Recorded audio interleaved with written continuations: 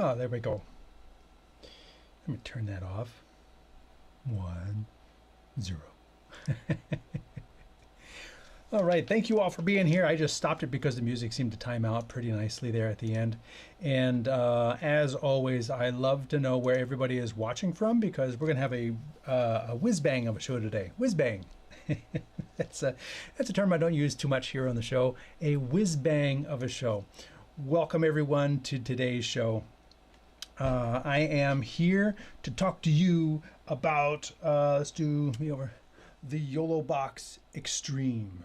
And the YoloBox Extreme is YOLO's biggest, most powerful tablet. Came out at the end of last year, this year, and it's received several updates and it's gaining traction. So for those who are interested in taking the plunge, that's what today's show is all about. And as always in my live shows, I love to know where everyone is watching from.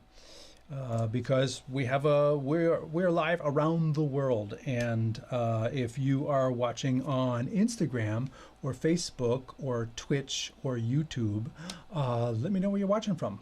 Got a good audience here today, and let's go through and say some hellos. We have video streams in Pflugerville, Texas. Kirk Riley, Big D, is in the house. Suka Joe, hello from sunny San Juan, Puerto Rico. Hello, hello, hello. Crossworks is saying hello from Alabama, and Royal Entertainment is in St. Kitts. Oh, wow. Ayakt Kaching is in India, so thanks for staying up to the crack of dawn in the morning.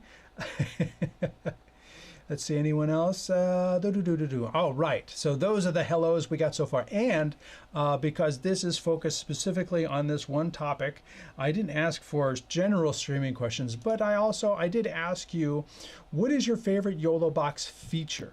If you are a YoloBox user or interested in YoloBox, attracted, curious, what is the feature that attracts you to the YoloBox? For those who may not already know, I used to have a relationship with YOLO Live. I did shows for them for about a year, live shows. I don't have an active relationship with YOLO Live at this point. So I am doing this, they provided this for review, and I will be doing a review for Streaming Media Magazine. And no monetary relationship exists between myself and YOLO Live. So doing this, I will give you both the positives and the negatives. I kind of did a show recently. Is it the best one? Yes, no, depends. It's like everything in this industry is like, what's the best camera? Well, the best camera depends upon what you want to do. Is this the best streamer? Well, it depends upon what you want to do. So that's what we got going on. Let's see if we got some. One of them here already. Crosswork says favorite feature is ISO recording, which is available on both the Ultra and the Extreme. Now the Extreme has more inputs. It is designed to do more. It has more processing power, so obviously it can then ISO more. I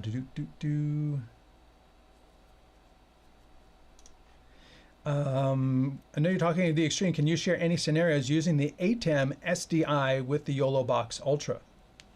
Sure. You could use the ATEM SDI with any YoloBox. You could use the ATEM SDI. All the YoloBoxes are HDMI, and they enable you basically souped up. Let me rephrase that. The YoloBoxes are HDMI Android tablets that enable you to bring in wired cameras and wireless in certain cases, and do complete production from camera acquisition to switching to titles, overlays, sports scoreboards, video playback, other inputs, all the way to recording and export for streaming, all in one tablet. That's what the YoloBox delivers. So I call these all-in-one tablets. They're all-in-one production studios in a tablet. Before YoloBox, you could do production on like an iPad or a tablet, but you couldn't get HDMI cameras into it. There was no physical way to do that. Now, over the course of the 5-7 years that YOLO has been around, the iPad has moved to USB-C. They've updated the software, and now you can bring in 3 UVC cameras, or 3 or 4, depending upon the model you have. And by UVC, where did I do with those? Oh, by UVC, that means you could use a USB capture dongle and bring it in via USB.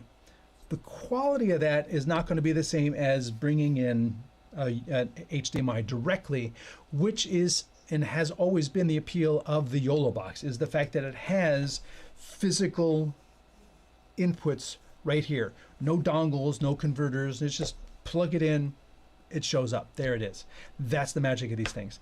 And if you're trying to use an ATEM SDI and you have all SDI cameras, then taking the output of your ATEM and converting it to HDMI and then bringing it into a YoloBox is where you get the ability to switch using the hardware control surface and everything that that gives you, especially if you're using Blackmagic cameras. You have all of that capability, and then you could use that for the camera switching, but then do everything else in the YoloBox.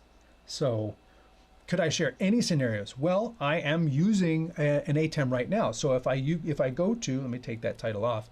If I go to a side-by-side, go away, thank you. If I go to a side-by-side, what you see over here is coming out of an ATEM. So that this way, my switcher just has a side-by-side, and then I could go to my overhead camera. So I'm using the ATEM to switch what's over there.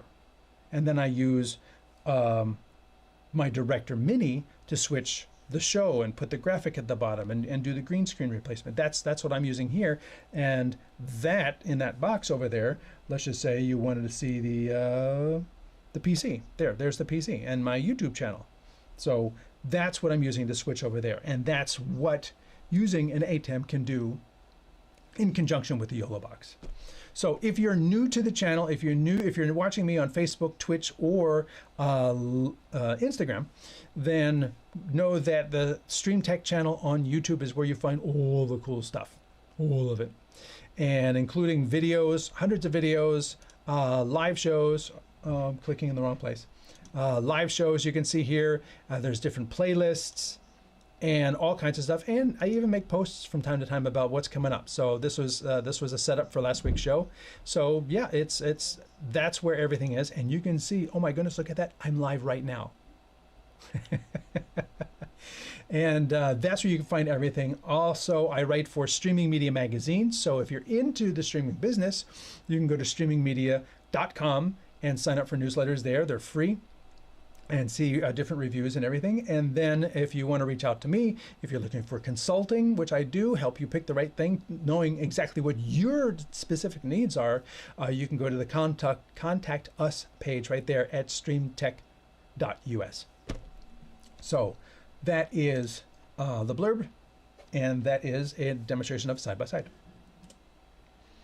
ISO recording. This is the Ultra Extreme Support USB wireless mouse and keyboard combo. If you have a wireless mouse and keyboard combo and you're using a little USB dongle, yes, because it still appears as wired to the YoloBox. If you are trying to do Bluetooth, I've never tried it. So I can't answer that question. And again, if I don't know something, I'm not gonna, this is not a puff piece for YoloBox. This is a review. This is a look at it. It's also not this is not a detailed how-to video. I'm not gonna go through and demonstrate every capability and every variation of every title and everything. So this is just an overview of the different features that are available and showing you some of the positives and some of the negatives.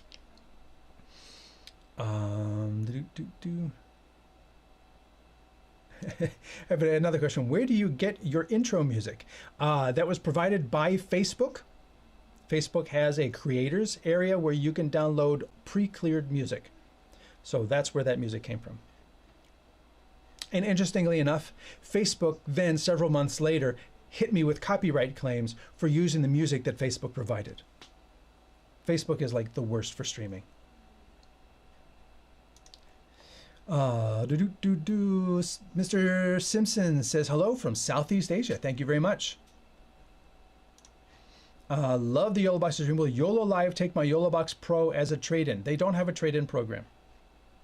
If a reseller might, but I doubt it. Kent says hello from Madison, Ohio. Good to see you. Hey, J Films Tech is in Atlantic City, and I'm going to give a shout out to him. He's one of the beta testers of the Extreme, and he has just hammered this thing. So kudos to him and all of the beta team for just really putting these devices through their paces and pushing it forward quickly to get things done. Crosswork says another favorite is graphic overlays and being able to do multi-view layouts. I agree. How does the OC GoStream Duet 8 compare to the YoloBox Extreme? That is a really big question because they're different things. The Duet 8 does not do internal graphics. The Duet 8 does not have an internal scoreboard. The Duet 8 does not have remote guests. The Duet 8 does not have, just going on and on and on. They're very different tools. Not very different. They both handle 8 inputs. They both let you switch 8 inputs. One is a software tablet. The other one, the Duet 8 does not do internal multicasting. So there's a lot that, how do they compare? What are you looking for? Figure out those things that are important to you, and then look at the devices and say, okay, I need this, this, and this, and only the Duet provides this, this, and this. So that's the thing I'm going to get. That's what I think about that. Hello from Long Island, New York. Well, welcome, William. Thank you for being here. So that goes through our hellos and early questions. So again, at any time, throw a question in. I'm going to try to go through this pretty quickly because there's a lot to cover. It's got 8 inputs. So I already have it unboxed. There we go. I already have it unboxed, and here you can see that it is a big tablet. If you used the Pro, previously, it is a huge, it's a big jump. The Pro even had bigger, you can't really see it. The Pro had bigger bezels on the sides. This has smaller bezels, so it's a much bigger, heavier tablet. If you were using something on top of your camera, the Pro is kind of like at the top end of it, I think. The Extreme is so big and so heavy that I would not recommend putting it on top of your camera.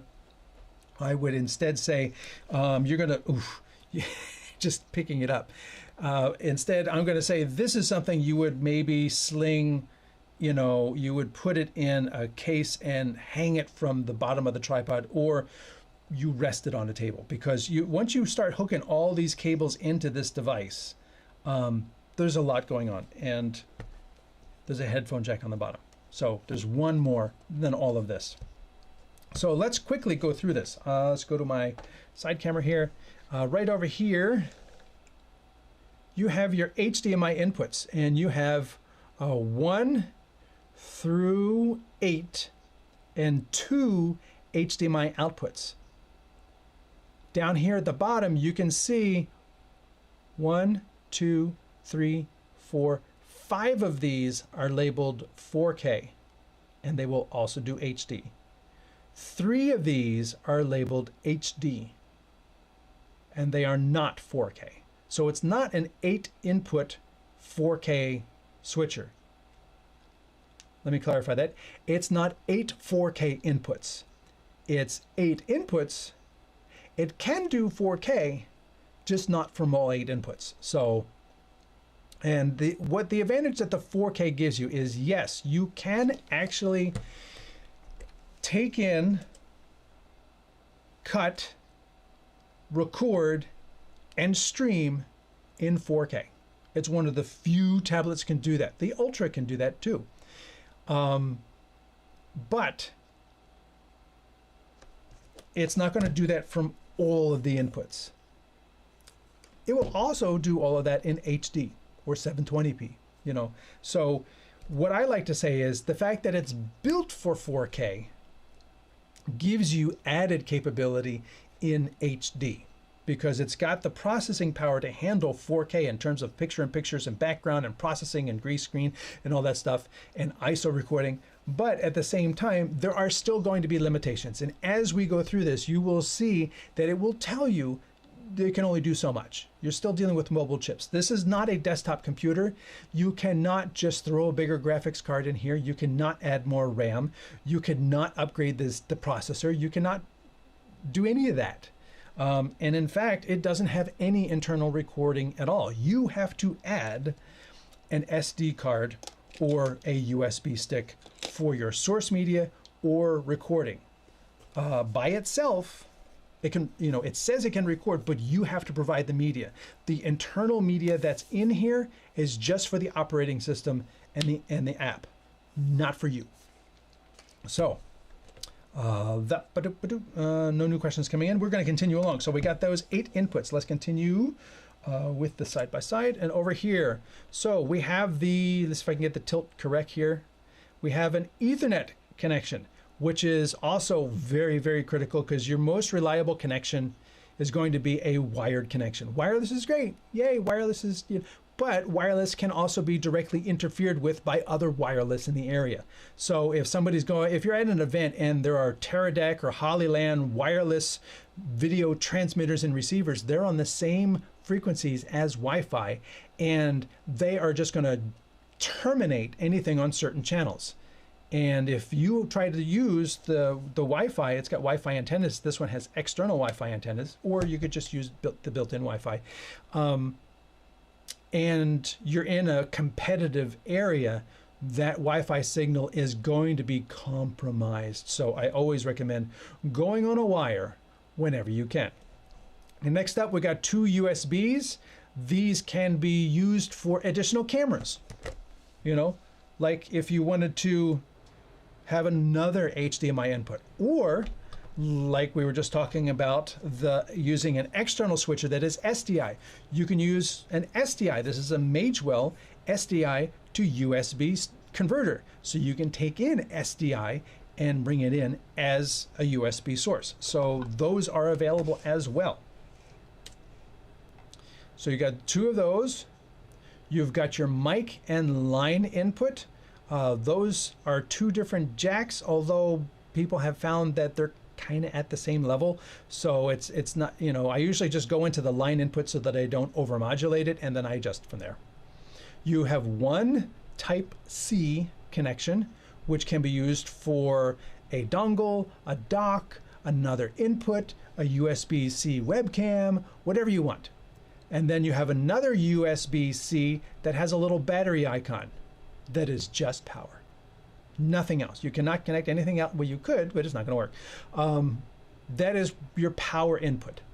And on the bottom of the unit here, let's see if I can get that arranged. It tells you, not that you're going to be able to see it, it tells you right here, input 9 volt, 12 volt, 15 volt, 3 amps. This thing takes 45 watts. Now, the one I have came with an adapter. Let me hold it over here. I labeled it Extreme. Unfortunately, it's on manual. And the output of this is 45 watts. And it comes with USB. There it is. I labeled it right there. It's 45 watts. And it came with a thicker USB cable that is just for power. When you're trying to shove 45 watts down USB cables, you don't want a thin cable. You need a thicker cable to carry the power that this big thing is going to try and suck from the power adapter. That said, now I'm going to plug it in. All right. So that goes on top. Actually, let me leave it off for a second. So we have the antennas. Continue along, we have these antennas. They plug into the side here. They are included in the device. If you're not using them, they've got this little antenna cap, or if you're like me, it says Anthony. Anthony right there. And now that I've closed it, I can't get it open. So those are Anthony caps. Just kidding. Very interesting though that these are like faceted. So you can't fold it down for transport and then just flip it up. It stops. So you have to unplug it and then turn it to the angle that you want it, plug it back in, but then you can't fold it down. It'll just stop and it can't go back that way. I don't really understand what the idea was with this. I don't understand that so much, but that's what they are. So that's that antenna.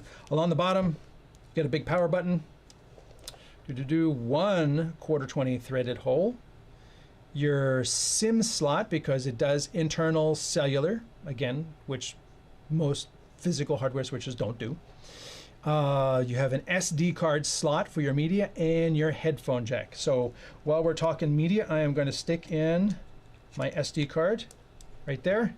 So that's right there. And like I says, if you were also going to use USB for your media, that's where you would stick it in up here. Oh my God, I got it right the first time. Good thing I caught that on video, because that never happens.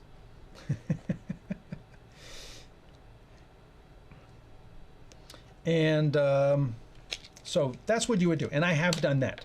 I've just used USB sticks. And it's very interesting that these are vertical, I guess you could call them. On the Pro and the other models, they're actually horizontal. So I got myself a little right angle connector, which is right here on the table. I got a little right angle connector so that I could just have these like this and then stick in my USB stick, record, take it out, stick it in, take it, make it really easy to access the media. And obviously this doesn't work on this one because it goes that way. Whichever. Hey, we got somebody. Maybe the Wi-Fi antenna can be used as a stand. That's coming in from viewers on Instagram from Germany. Can the antennas be used as a stand? Not that I would recommend this. I don't think I would really recommend this, but we're going to give it a try.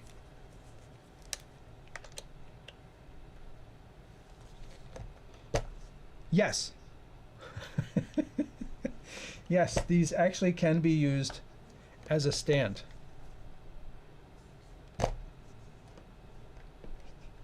You know, that's like a legit reason, although I really wouldn't want to have the weight of this resting on the tiny SMA connectors in there. So what I have done, and which you may have noticed already, is I have an old video from a couple years ago talking about using these little phone stands. They just stick on and they open up, and when you close down, they don't take up much extra space, but they do allow me, they've got some friction. And then if I put them so that the weight is straight down, there. Now I've got it at an angle, and like this. I recommended to them, just put a little swing out foot here that could come out and do what this or this does, just have it swing out. As I said, I don't work for YOLO. They don't listen to me. That's just the way it is. Dahar says, Dana says, hi from India. Hello to you. Sorry, I'll get there. Things are moving as I'm trying to click on them. Reaction YouTube says, hello from Chicago. And Ningus Christos says, how does the encoder perform compared to other hardware encoders? I can't answer that, just going to be honest, because I don't have the time it would take to do an in-depth comparison of several different hardware encoders at different data rates using variable bit compression, constant bit rate, constant quality rate with different types of sources, talking heads, sports, and all different things, and then compare all of them in a quantitative, qualitative way. Yeah, I don't have weeks to do that. And to what end? I'm doing this show at about 4 megabits. It looks good. Hello from Sao Paulo, Brazil. Bringing in South America. Thank you very much for being here. And one more comment came in. Video content company. Can you compare this with the new BirdDog Maki Studio? That is an iPad-based tablet. So there's no physical, well, there are USB, as I mentioned before, physical inputs, but only over UVC, USB inputs. And it's primarily NDI based. This is an Android tablet that is primarily physical connector based. So that one is going to be easier to deploy if you are all NDI based. You can do NDI with this, but it maxes out at 4 to 5 of HX, whereas that with an M1, M2, M3, M4, depending upon the model you get, you know, you're going to be able to handle, I think they said 9 inputs. So 9 NDI sources versus 4 to 5. So that's how they would compare.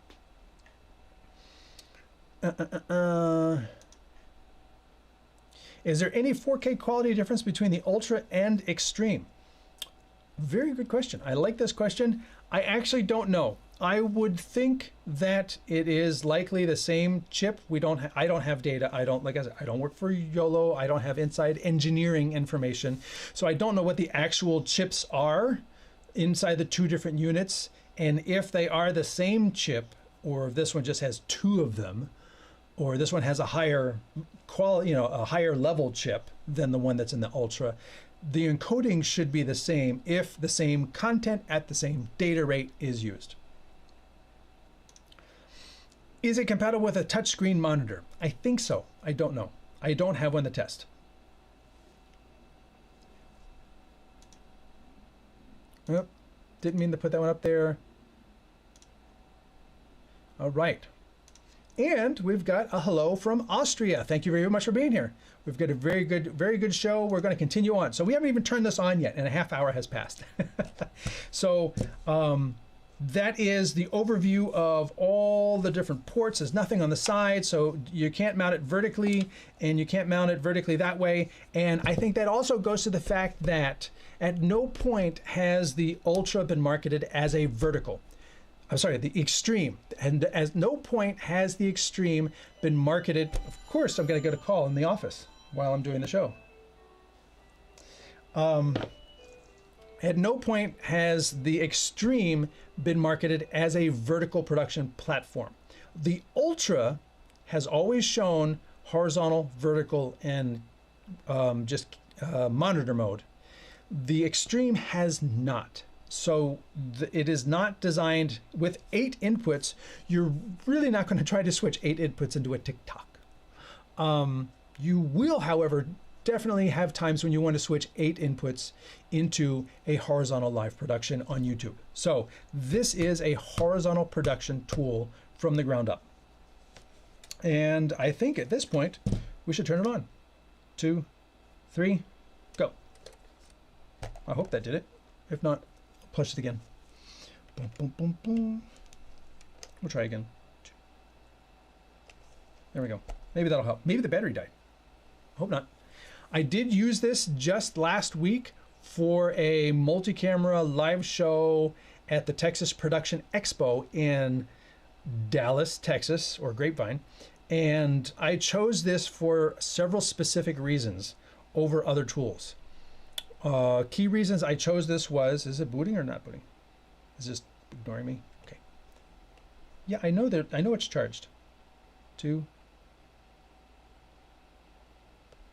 Okay, maybe it's the 6-second button press. I wanted to handle viewer comments, and this provides a big area for seeing the viewer comments to bring them on the screen. Yay. I could have done bonding. I didn't, but bonding is available in this device. NDI with 5 inputs, that was a key feature. And being able to record in it, and the flexibility of both wired and wireless, several things. So as you can see, I'm going to dim it down just a little more so it doesn't totally blow out the monitor. Live streaming, horizontal, and monitor mode. As opposed to the Ultra, which gives you 3 choices, vertical being the middle choice. That is not an option here.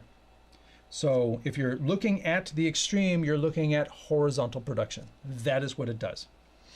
And like everything else, you've got a whole new, very Apple looking interface here.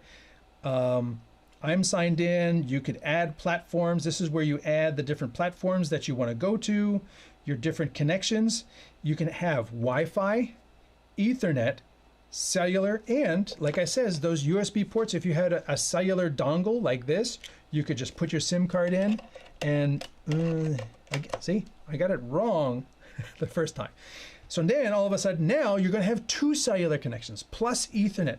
Plus you can connect to Wi-Fi in the area and you can bond all of those. There's bonding available as a paid option in every YoloBox. So that is something that is available if you wanted to do it. Hotspot and tethering is something you can do. So if you want to bring in, oh wow, look at that. That's cool. I actually get the setup screen for this. I have a video on setting up your ZTE, but having it actually show up, this is really nice. So I don't have a SIM card in here. So there's no service. But if I did have limited service, really? It's still red on the side. It goes a different color when it's good. And this way you can actually administer your USB stick and the settings. So you can go into the settings and go into your connection mode, and you can come back out and come back out because it's a touchscreen. You can go into your network selection, 4G only, and things like that. That's really cool. So I'm going to exit that. I didn't know that. Cool. Bluetooth. It has a built-in network speed test in here. So let's just say I'm going to plug in my Ethernet now. So I have Ethernet here on the table. We're going to plug that in. That's going to be our second cable plugged into here. You can see it lights up. I like lights. Being able to see, it sees the cable. It is getting data. There's little blinky lights. Little blinky lights. Very cool. So you can go in the Ethernet. It's going to come up with numbers. Yay. And then if I wanted to hotspot and tether, I could turn that on to switch the Wi-Fi network. Please disconnect the Ethernet. It's going to prioritize the wire. And it's like, but I was connected to wireless. Yeah, but you plugged in a wire. It's going to prioritize that. And I think that's a good thing because, as I've said in the beginning, using a wire is going to be the most reliable thing you're going to have a connection into here. And if you do have a wireless access point that you are leveraging, like when I did my show, I brought my Asus ROG gaming router to do wireless to a bunch of tail airs. For the the best reliable wireless I could get, even though it didn't have to go far, I expected it might be combat against other wireless transmitters, and also because that router is designed to handle 2.5 gigabits of data throughput, so it should be able to handle a couple NDI sources. And then when it comes into here, that means it's not taking it in and then retransmitting it to get to my YoloBox. It's just taking it in from the cameras and then it comes out on the wire. You're reducing the load on the wireless transmitters on the Wi-Fi by half. So that's why going on a wire, I feel, is the best idea. You can see about the device, what version you're on, language setting English, I think it's Chinese and Japanese. Date and time you can set to your, I don't know why it says my time zone is Greenwich Mean Time. It's not. Keyboard settings, on-screen keyboard, you can change that. Display and brightness, I've got it down very much, and then you can have it automatically lock. Recordings, you could look at the media on your card. I have very little on the card because I'm trying to keep it 29 gigabytes open. Frequently asked questions, contact us, upload the logs. If you do have something crash or whatever, you can upload logs and help them debug this. And restore factory settings, sometimes very useful when things just don't seem to be going right and it seems to always have a problem. Restoring factory settings wipes whatever prefs and cache and all that stuff that the app may have stored up and may have gone corrupted. It happens in PCs and Macs and everything. Sometimes you just got to wipe the cache clear. That's how you do it right there. As I go on, I should hook up another HDMI cable. Let's think it's this one. Yeah, I think it's this one. This we're going to hook up to our HDMI out 1. Now, we're going to go into live streaming. Do I have something opened? I'm going to create a new live streaming. I'm not going to go into monitor mode because monitor mode is basically the same as streaming mode, but without certain streaming capabilities. Like remote guests is not available in monitor mode, which is designed for recording. You can do remote guests in streaming mode because it assumes you have access to the internet, but you don't have to stream. You can still record. So monitor mode just removes those options from being there just for the sake of convenience, but you can use streaming mode as monitor mode and also get the advantages of having those other capabilities. So I'm going to say this is my test, and that's all I'm going to say. Create, you can put in a logo. Actually, I should go back into that. Can I? Let me delete that. As you can see here, you've on the YoloBox, I should just cover this a little bit. If you pay for YoloCast, which is YoloLive's content delivery network, you can have a whole other set of things that you can manage online. You can have hosting online. You have other capabilities that you can utilize in terms of charging, registering, restricting access and things like that. That is what you can do with YoloCast. Also very useful in terms of music because it is a separate content delivery network. Standard events is events that you can create here or you can create them online on your account. I'm not going to get into that. And if you create an event, you can see my Texas Production Expo right here. All of that, I can come up to this event and I can duplicate this event. And I will duplicate and I'll create, let's do this one and we'll just call this StreamTek Live 2. Done. You can add a graphic that'll be automatically pushed to, let's pick that one. Done. That'll be automatically pushed when you create this. You can create this up to a week in advance. It only goes up to 1 week here. So we're going to say it's going to happen on Friday at 12:12 p.m. Okay, so that's noon. And it's got a description in there. And then we say create. All this means is in doing this demo, I'm going to have to go and clean stuff up after the demo. So there's my event with my logo and everything. And now we're going to go and say, is it scheduled? Scheduled. Actually, let me go live here. Start early. That's going to come back. I'm doing something off to the side that's going to come back into play later. So you can see, because I carried forward the event, I duplicated the event. It's trying to connect to all the videos that I had loaded. It's trying to connect to the cameras I had loaded. It's also going to have the graphics that I had created. That's how you carry them forward. So one of the key things is if you're doing a show or if you're doing soccer games or kids baseball and then kids soccer or something like that, baseball, then soccer, then baseball, then soccer, and you're going back and forth, you can have different shows saved and then you just duplicate that, create a new date and time, and then the content you created to be part of that show comes with it. And you don't have to build each show new from scratch each time. And this is a very handy feature that you can have these shows, you just duplicate them, bring them forward, schedule them, and then run the show. After that show is done and you stop streaming, it goes into a past event. You can't open that again. You can't run that event again. That's why it has that duplicate event. Now, as you can see, when I was going into this, yes, I'm gonna exit this streaming event and I'm gonna come out here. They will add up. This doesn't scroll, but there will be more down there to the bottom as you start going. You don't have to keep the old ones. They're not really going to help you unless you've got like 5 or 7 different shows and you just keep reduplicating them as you go ahead. Let's just say you opened a little studio and you've got 10 clients and they each have their own little podcast. You can have all 10 of those shows and you just keep duplicating them forward. So let's go back into that event. First thing I'm going to do to make this easier for you is I'm going to come into my HDMI out settings, which is right here, and I have program out and mirror out. So I don't actually know which one that is. Let's go over here and look.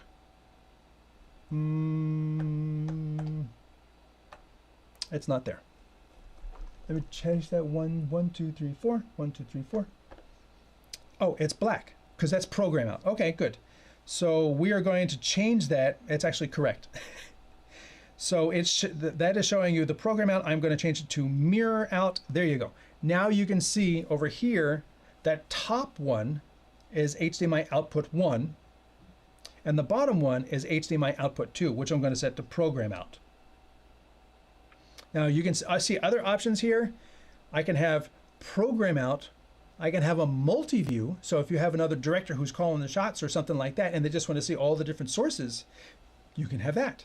They have a custom out. So you can pick one source to send out to one of the outputs, or you can have mirror out, which is useful for me in terms of, let me show you the screen that I'm working with. So that's what I have right here, 1080p, 1920 by 1080. That is, I'm sending you the mirror out. If you're doing multi-view out, let me click on this gear icon. You can see you have different, just show all these different sources, and each one you can pick what the different source is.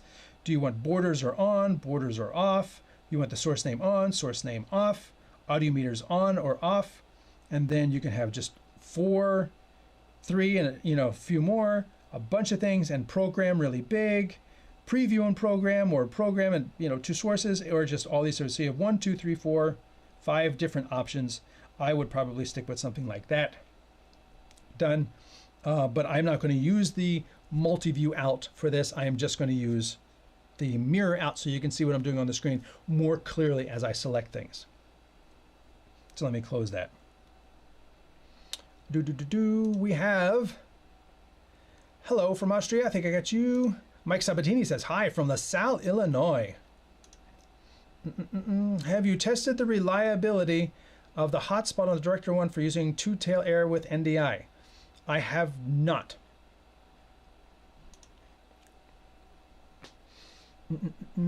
So we're going to continue along here. Again, the main gear icon on the top right, you have your classic mode default and something else they've introduced with the Extreme. Because of the bigger screen, you have a director mode. So now you can see preview and program, and I should just load some videos here because this one and this one and that one. Or do that one. Done. So I'm also going to delete videos from the show. Done. And you can see how they shuffle.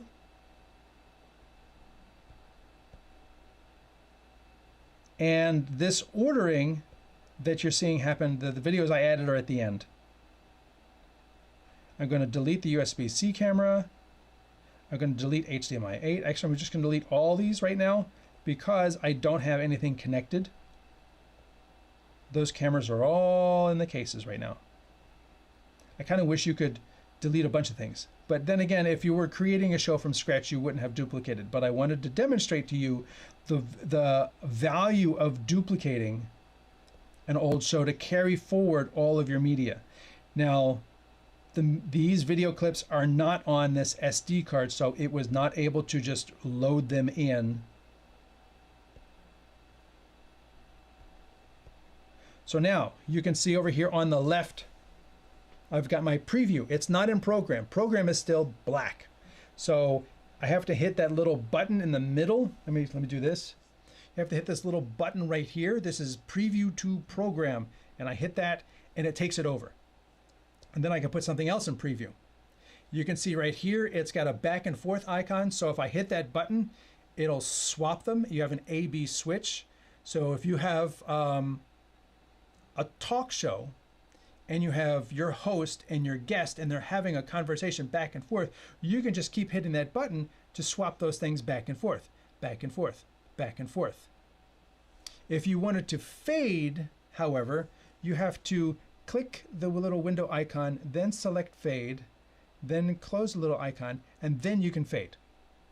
I have been recommending just adding a second button since you've got all this room here and have cut and auto, like most video mixers have, cut and auto. But that has not happened. However, they do have a fade to black button, which I never use in a live stream. I just end the live stream. I don't have to fade to black. So now if I want to go back to cutting, because this is still set to fade, I have to go into the menu, I have to select cut, and then I have to want to close that, and then I can cut again. Very laborious, but thankfully YOLO is pretty responsive with regards to listening to end users, and when enough end users can say, you got to fix this, hopefully YOLO can sit there and say, okay, we're going to separate this into two buttons, one that says cut, and it always cuts, and one that says auto, and then the auto would allow you to pick a different transition by, I guess, holding the button. Coming across the top over here, you've got stereo audio meters, which I should have. Let me go into my audio here, and I've got, there we go, I've got video playing, so let me turn that channel on. So now you've got audio meters playing. This still says preview. You've got instant replay built into the unit. This is your record. It's a button, and will also show if I am recording. Do you want to start the recording? Yes, I'll get into select SD card or whatever to, I didn't get to that menu yet. You have your go live button, your settings for your streaming, and then there's your program window. So let us go back into the gear icon, turn director mode off, because it's a little difficult to show you this menu when it's so small. There you go. So now, next one down, show CPU usage. You can see up there in the corner, they've added this CPU usage indicator on. It's always on, well, if you have it set. And this is really handy because it's an Android tablet. And even on my computers, on my desktop computers, when I'm using vMix and other tools, it is very important to me to be able to know where am I in the processor usage, how much of the video card am I using, because I find Windows will time to time do something. It'll do a background check. I don't know what it does, but I will see the CPU usage go up 20% whenever it wants. So I need to make sure that I'm at 80% or lower on the CPU usage of the PC, so that when the Windows or the PC decides to do this other housekeeping task in the middle of my show, it doesn't go up to 100% and then I start dropping frames. Same thing is going to happen here. Knowledge is power. So if you're doing a bunch of things and you see this thing go up to 60, 80, 90%, you're going to realize you're going to need to back some stuff off because you're pushing it too hard. You know, you can exceed the capability of anything. Everything breaks. There's a limit to everything, but knowing is really, really important.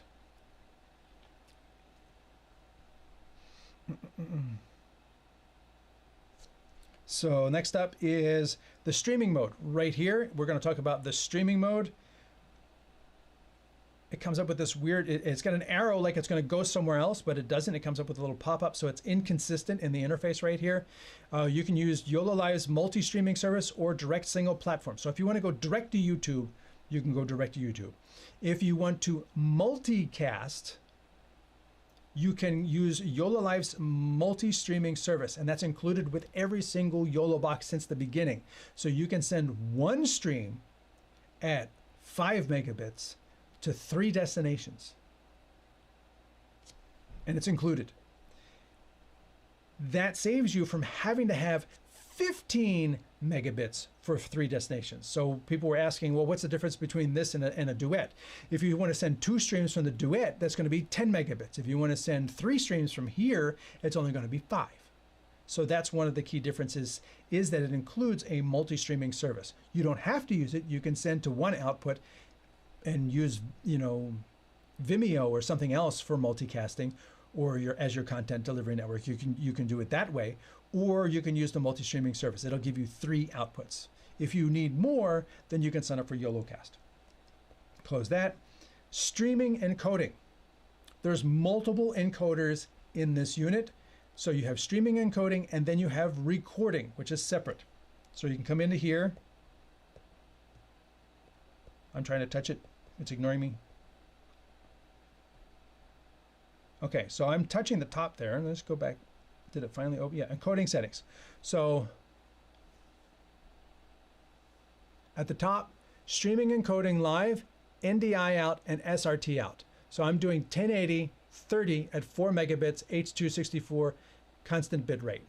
So over here, you can change the resolution all the way up 2K, 4K, 720p. You can change your frame rate up to 60 frames per second.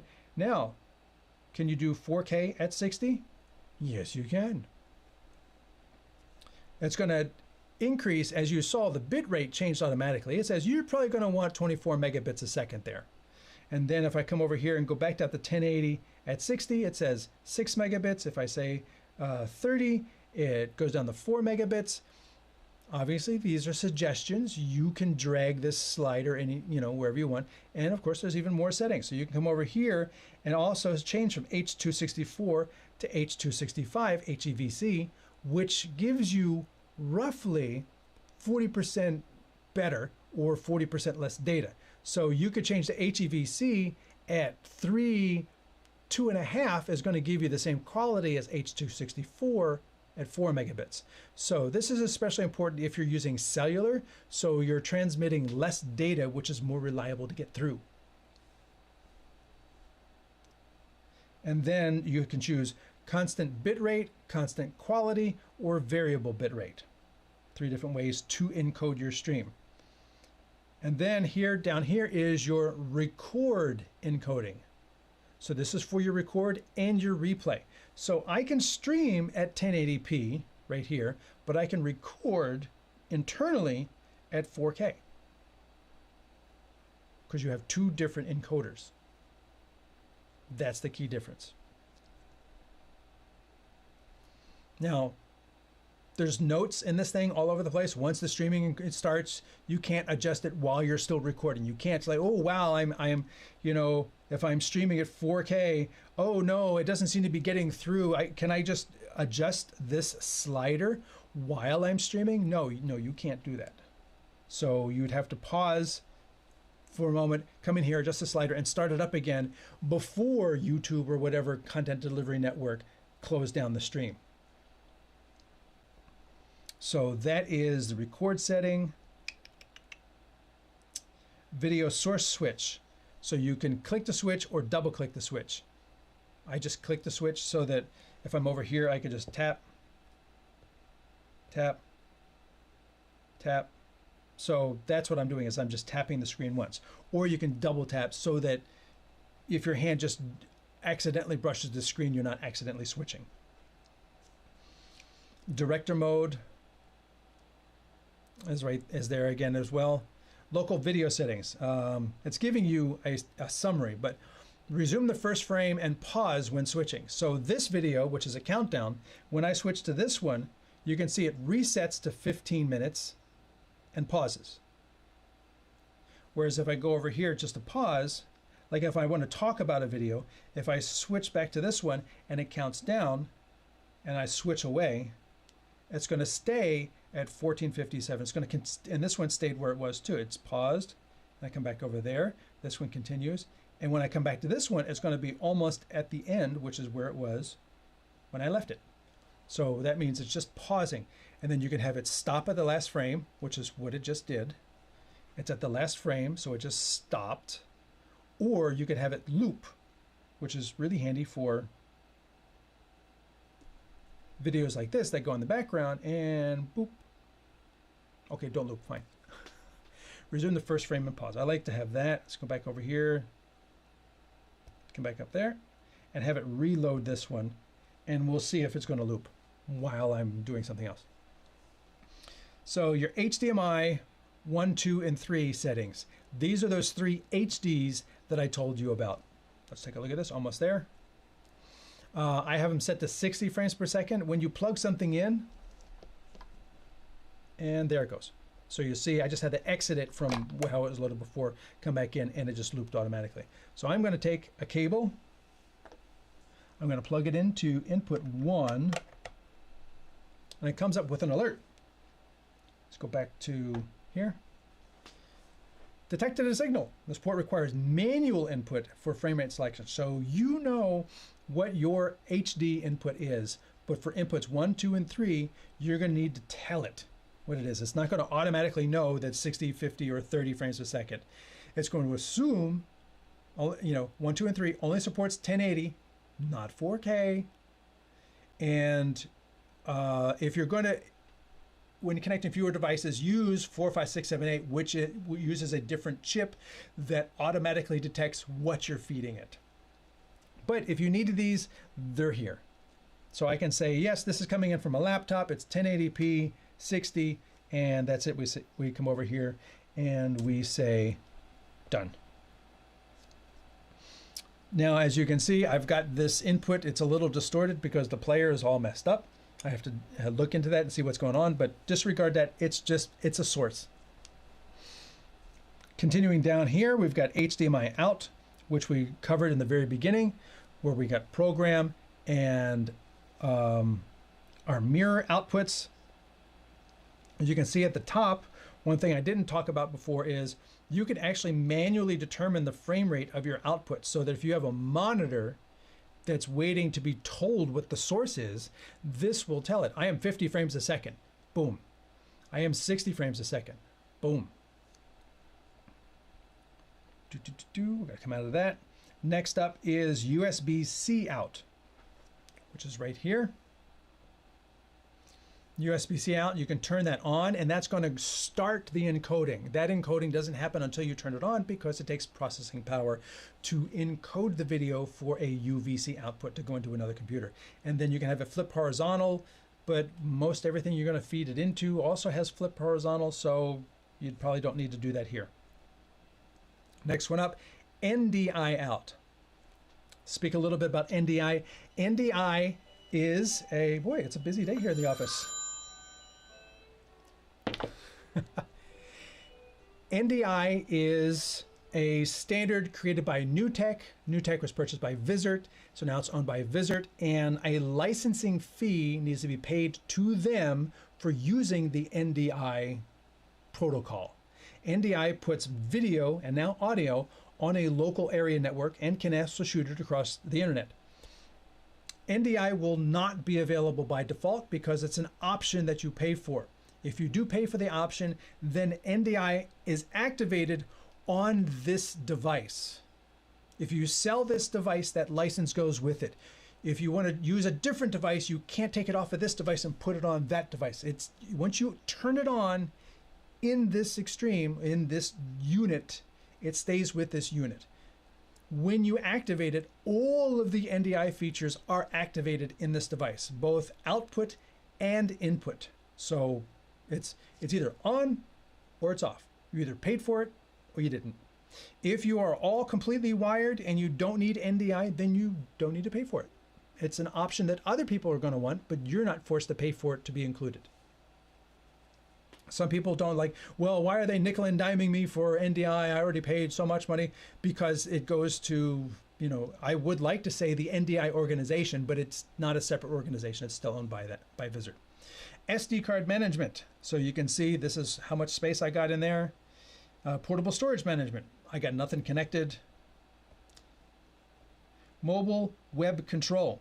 So this is where you can use a tablet or another surface, which I happen to have one connected here, to enter, no, there we go. So we just put in the IP address of my tablet, 192.168.4.190. So that's going to be, I don't know where that is. Here? Here. No. There it is. Come over here. 192, 168, 4, what is it? 190. Go.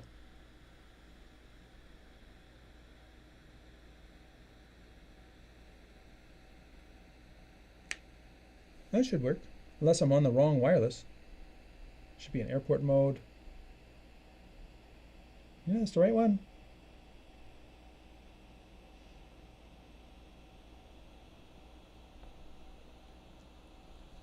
One 192.168.4.190. 192.168.4.190. No, not www. I did not type in. Just give me the cursor. Sometimes I wish Apple would stop trying to help me and just do what I told it to do. Go. Do I have to type in HTTP?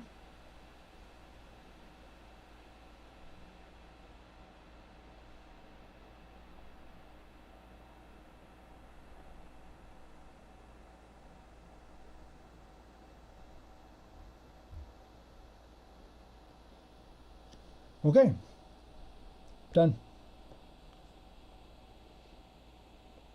So that's not connecting, and I don't know why. And then there's the YOLO deck. Let's go back to this.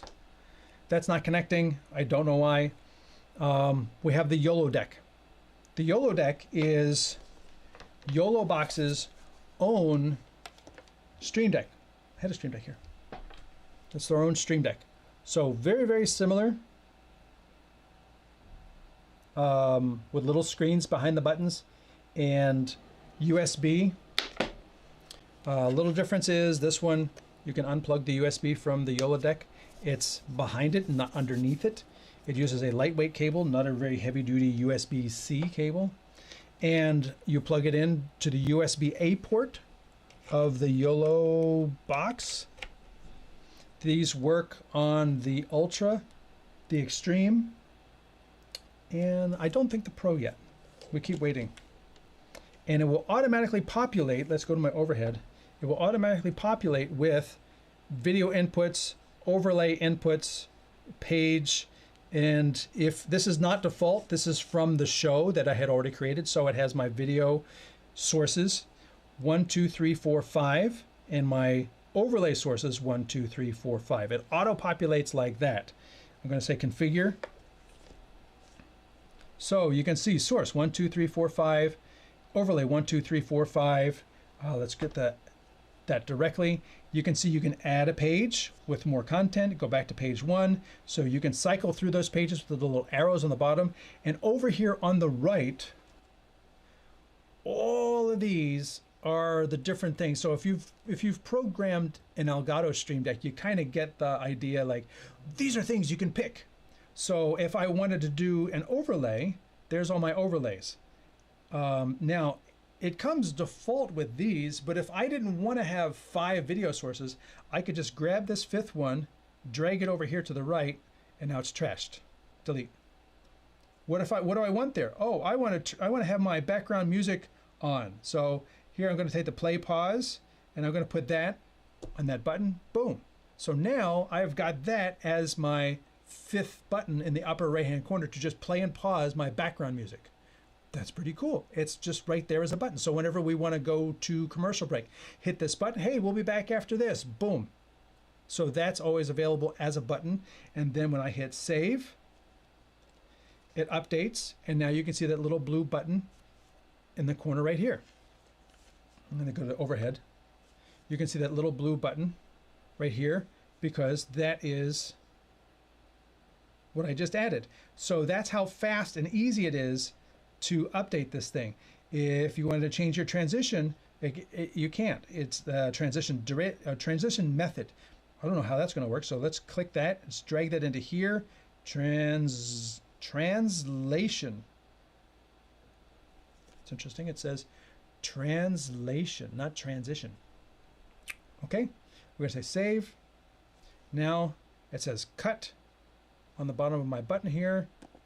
Fade, wipe, directional wipe, window slice, simple zoom, cross zoom, squeeze, flip page, cube, cut. Boy, that's worse than just touching the transition selector in the main thing. I have to cycle through all of those. So that's not going to help me either. I'm going to take that, throw that away, delete it, and it's done. So you can see that you can go through these things. If I wanted to have more overlays, you could actually go to the next page, page 2, and do your overlays. You can put all your overlays over here. Overlay 1, overlay 2, 3, 4, 5, and then come over here, overlay 6, overlay 7, overlay 8, overlay 9,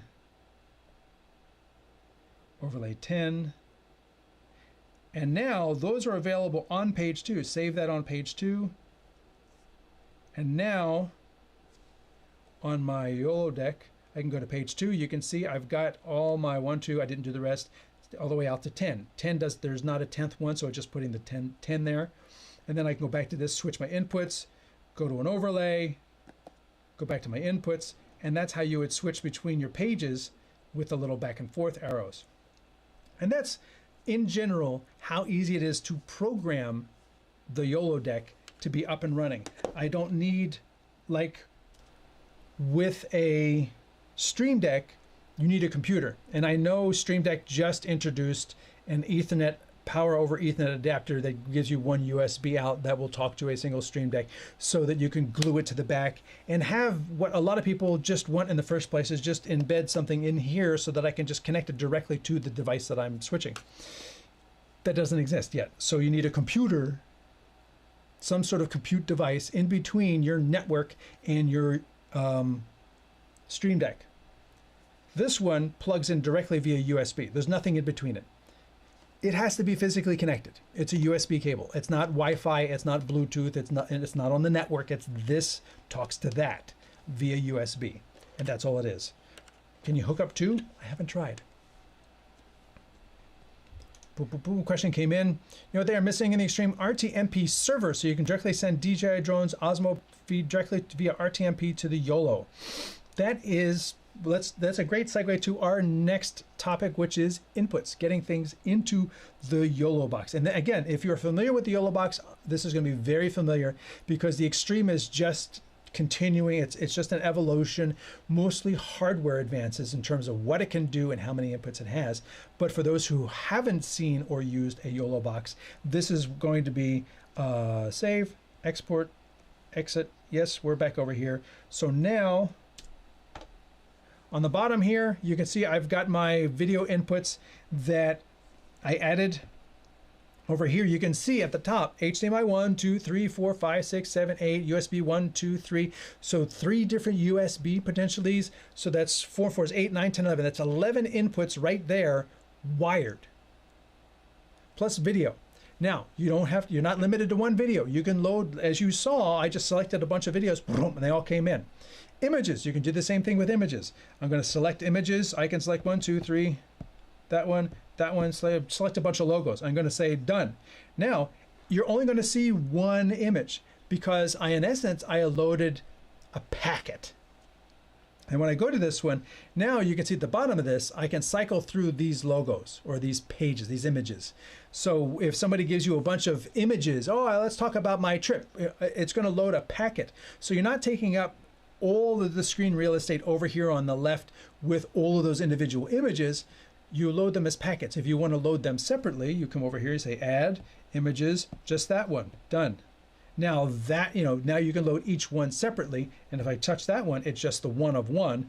This one is one of 5. That's the images.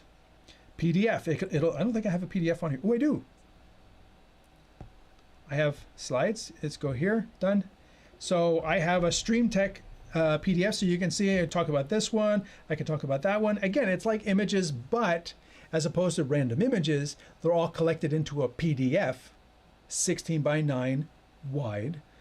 They're collected into a PDF that I can, again, cycle through like that. Come over here, live stream. This is where it comes back into play. Live stream. It's going to connect to my YOLO account. And what I have is, I have a YoloBox Mini playing a soccer game. I called this live stream London. So if you were doing, let's just say, a New Year's thing, and you wanted to go to different cities, you can have all of those different cities doing their own stream, and if it's on the same YOLO account, they will show up here, and I can select London, done, and London will come in to here. So let me show you this overhead. This is London streaming out Wi-Fi because I've got nothing connected, it's just playing a video. This is power. I can even take that out. There's nothing. So this is playing, it's streaming, and here it is down here as a source. So I can select that as a source, this device that's on my account that's streaming in another city. As long as it goes through my account, it could be streaming to different destinations, it doesn't matter. But it's going through my account, so it's available when I go to that live video. And that is what I wanted to show you. So through YOLO, that's like another a little advantage is this ecosystem, so that I could have 4 stages all streaming, you know, their own little streams, and then from a master control, hey, let's go to this stage, and you go to click on that one, here they are, okay, that's great, and then you come back to your, you know, local person talking, and then you'd have to delete that one because you can only load one of those at a time, and then come back into your live stream, and it would show all the different streams that are available, and then you could pick Chicago, you could pick Buenos Aires, you could pick, you know, wherever. So that's live stream. NDI. With this one, let me go directly. You can see 2 NDI FX. FX is what they're now calling full NDI, which is like 100 megabit per second NDI, usually coming from a computer. So if I pick FX, you can see I've got my Nook over there running vMix, and vMix is going to, let's do vMix output 1, done. So this is my Nook outputting program, and it's coming in here, full NDI. Now I can add this, I can say NDI, and it will come down here. It says 2 FX or 5 HX. It's not going to calculate for you, since I've already added 1 full NDI, how much is left. So this is one of those examples where you need to like test things. You need to understand what the limitations are, because it's not going to do it all for you. It does a lot for you, but it's not going to do it all for you. Wow, this is like the 3rd call. It never rings this much in my office. I apologize for that, but generally nobody calls when I'm doing a show. So you can see I've got a P100. I have a BirdDog P100 that has been upgraded. So where the BirdDog camera originally could do full NDI. That's the cam. And then with the Silicon 2 update to the software, I can actually output HX. I didn't lose it. It didn't change over. I'm doing both. So whereas the camera used to output 1 feed, now it's outputting 2 feeds. So I'm going to select the HX. Done. 2, 3, and here you can see, hello camera. That's the HX camera. It's coming in a little choppy. I'm going to take out the full NDI feed. See if that helps with the choppiness of this one. Nope, still a little choppy. I wonder if I take the NDI, if I take the full feed, if that would be better. Let's check it. Or if the camera itself is just working too hard now. So that's the HX2, NDI 1. It's not HX2. So here you can see the full NDI feed is doing much better. The full NDI feed is doing much better than the HX feed. So it's having a little trouble with the HX feed, whereas the full NDI feed coming off of that camera is doing just fine. So we're going to delete that. Delete. And we're going to see if we've got another NDI feed that I could pull in here. I think I got one more. Oh, I know what I got. PTZ Optics. I've got a PTZ Optics camera right here. Wow. I apologize. I am going to put this on stun. And PTZ Optics is here, done. And now you can see, here's the show. I can tilt this, I'll just tilt it down manually. This is the show that I'm doing right in front of you. I got the iPad, I've got what I can see. Here's all your comments. Here's this, here's what I'm producing the show on. Here's my Instagram. So this camera is shooting everything and it's coming in via HX. So the PTZ Optics has no problem with HX. It's just the BirdDog that I actually turned on yesterday. So it's been on for almost 24 hours. So maybe it's getting a little hot. It does not have the RTMP. You are correct. So I've got this. Now it is a PTZ camera. And there is PTZ control. If you select this little icon, you get an pop-up options. horizontal, flip vertical, rotate 90 degrees. I can do chroma keying, cropping. I can replicate, so I can take this one source and duplicate across. I can rename it as opposed to this. I can call it camera 3. Transition action and PTZ control. Ooh. So let's go to the PTZ control. And this is where now I need to figure out what the network address is of the camera.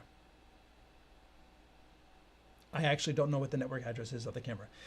And the thing that I don't understand, hopefully they can update this in a new version of the YoloBox, is that if you found the camera on the network, you should know what the IP address is. I should not have to find it manually and then type it in. So I'm going to try and find it manually and type it in. So if I bring up my little, I have an app called Thing, close, see devices, here it is.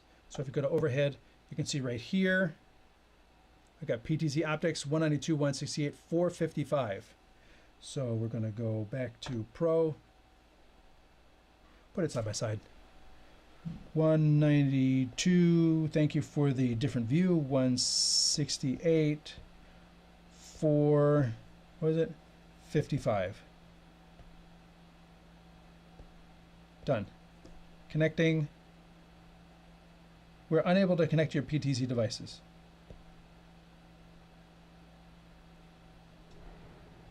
Cancel.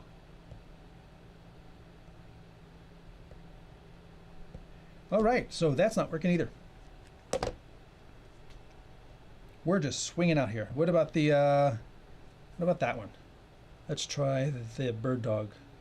Since we already looked it up on the network.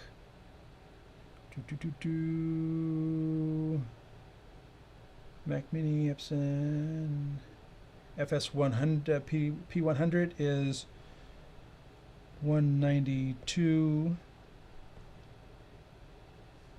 168, 4, 38. Done. And that one connects. Okay.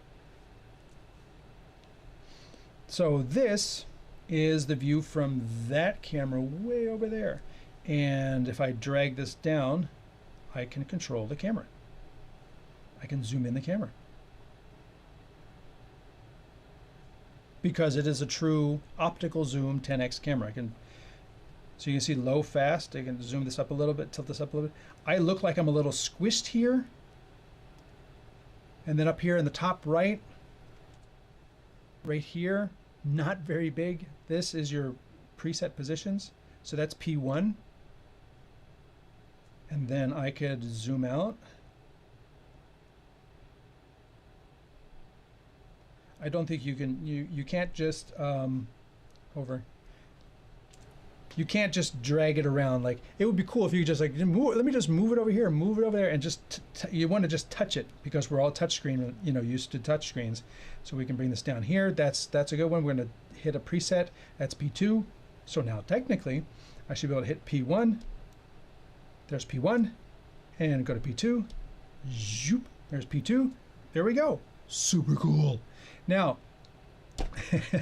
the challenge with having presets on a device like this is, how do I get to them? So let's just say I've got the video playing. So now I have to go into here, I have to go to PTZ control. Okay, no, not that one, this one. Go in here, go to PTZ control. Yes, done. It's connecting to it. This is just much too long. I need to tell that camera to go to a preset. So the fact that it does have PTZ control, the implementation of it really, oh, I need the close-up. Okay, here's the close-up. Now, I can't do anything else in the show. I can't switch. I mean, if you had this, you could switch. But, come back out. Now, I can cut to that camera. Oh, it's just too hard. And I'm going to say right now, all of the all-in-ones kind of suffer the same problem. They don't give you the ability to just put those presets on buttons. They don't give you the ability on the interface. Like, it would be cool if I had like three little buttons across the top for preset 1, preset 2, preset 3. That way I could be in director mode and have a different feed like this camera. So that one is in program, and then over here I could tell it, you know what, this one go to 2. It goes to 2, then I say go. And this one go to 3. It moves there, then I say go.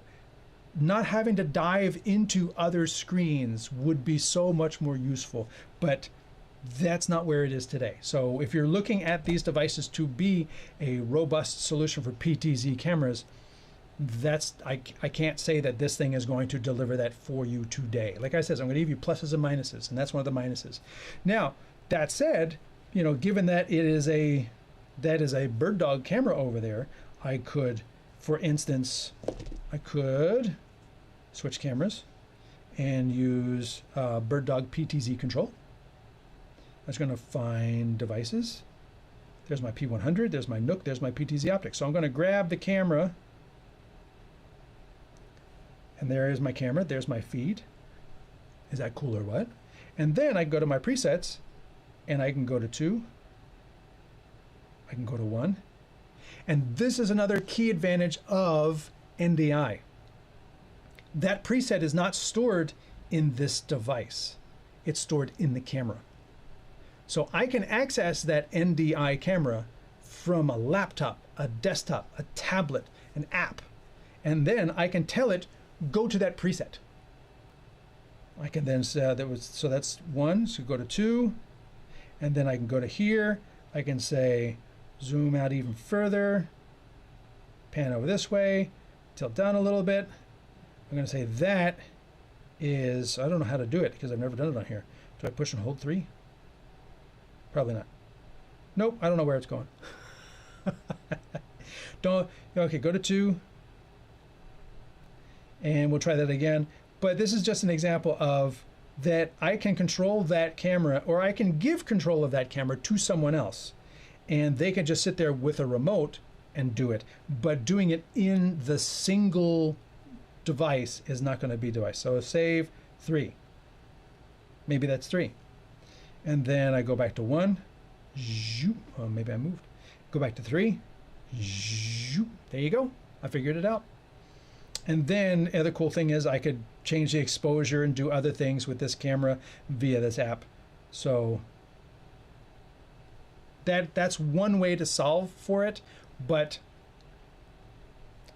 it would be nice if the presets were more easily addressable in the Extreme itself. It's not. Not yet. They can always update these things with software. Continue along. NDI, SRT. I don't use SRT because I'm not bringing in feeds from around the internet.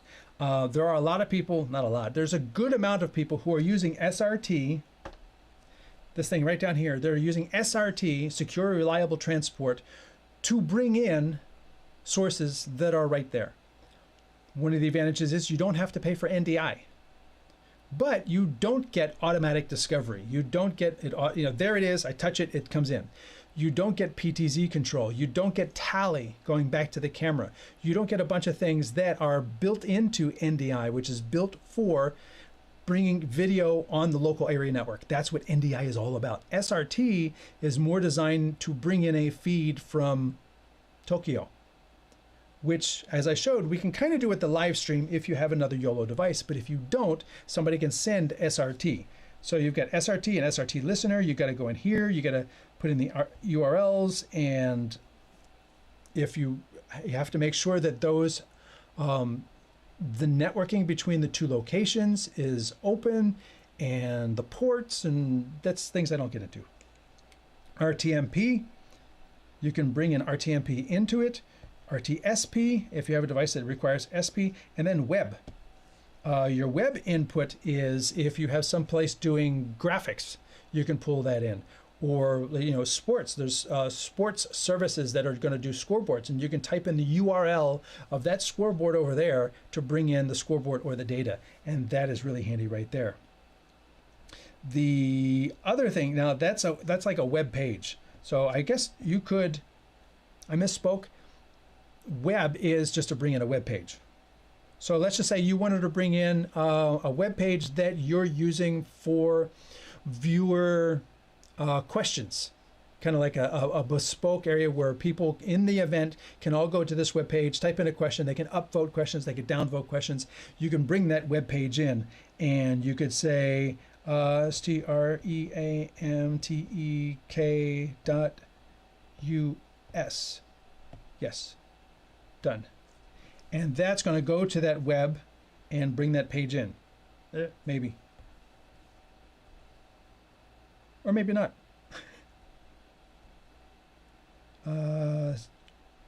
Can I edit it? No. So we're going to try a different one. Web. Let's try IEBA dot. Done. No, still not bringing in my web pages. All right, continuing along, that is the end of the inputs. Now, multi-views are considered inputs, scenes, whether you want to call them pips, what do you call them over here? Super sources, you know, all these different things.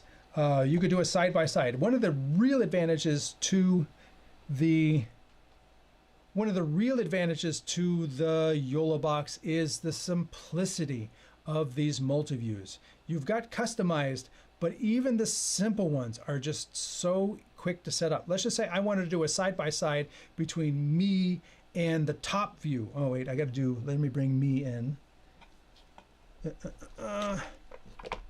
Let's do me, come in here, and I don't have a top view, so I'm just going to do me and let's just say one of the videos that I'm going to talk about. So I could do side-by-side. I'm going to select that. I'm going to do me and the video, done. There's me in the video over here. Now I have some settings over here in that I can adjust the spacing. So, and then I can change the border thickness like this. I can throw a background behind it. If I don't like those backgrounds, I can go get a background like this one, done. Now I've got that as a background, my border color. I can swap the video. If I pick them in the wrong order, I swap them back, done. That's how fast it is to make this scene. And I've seen other switchers where this takes longer than 10 seconds. You know, if I wanted to create another one of these, let's go back to classic mode. If I wanted to create another side-by-side, let's just do side-by-side with this and this, done. Adjust it. Background, done. That's how fast I just created two different side-by-side views. Different size over here. So this one's a little wider. This one's a little bit more narrow, but taller. And I've got different things over here. So this one's the slide presentation. So I can actually still go through and adjust the slides in that presentation. And one of the key things that YOLO has is the simplicity of building these multi-views in terms of all of these different things. News layouts, two views, split views, pip video. I've used pip video, so you go here. I want this and this, done. Here's my pip over here. I don't like the way that looks, so I'm going to change the sub-screen shape to a circle there. It's pretty cool. And then I'm going to change the border thick. Oh, it's white, so we can't see it. So I'm going to change the color. Done. There's the purple color. And then I could move that into the corner or wherever I want, just like this, by dragging it on the screen. And that way, when I say done, now that's in the program. And that's how fast it is to put together something like that in terms of a multi-view. That's one of YOLO's great strengths, is these multi-views are so easy to set up, so easy to configure. And they have been like that since the beginning.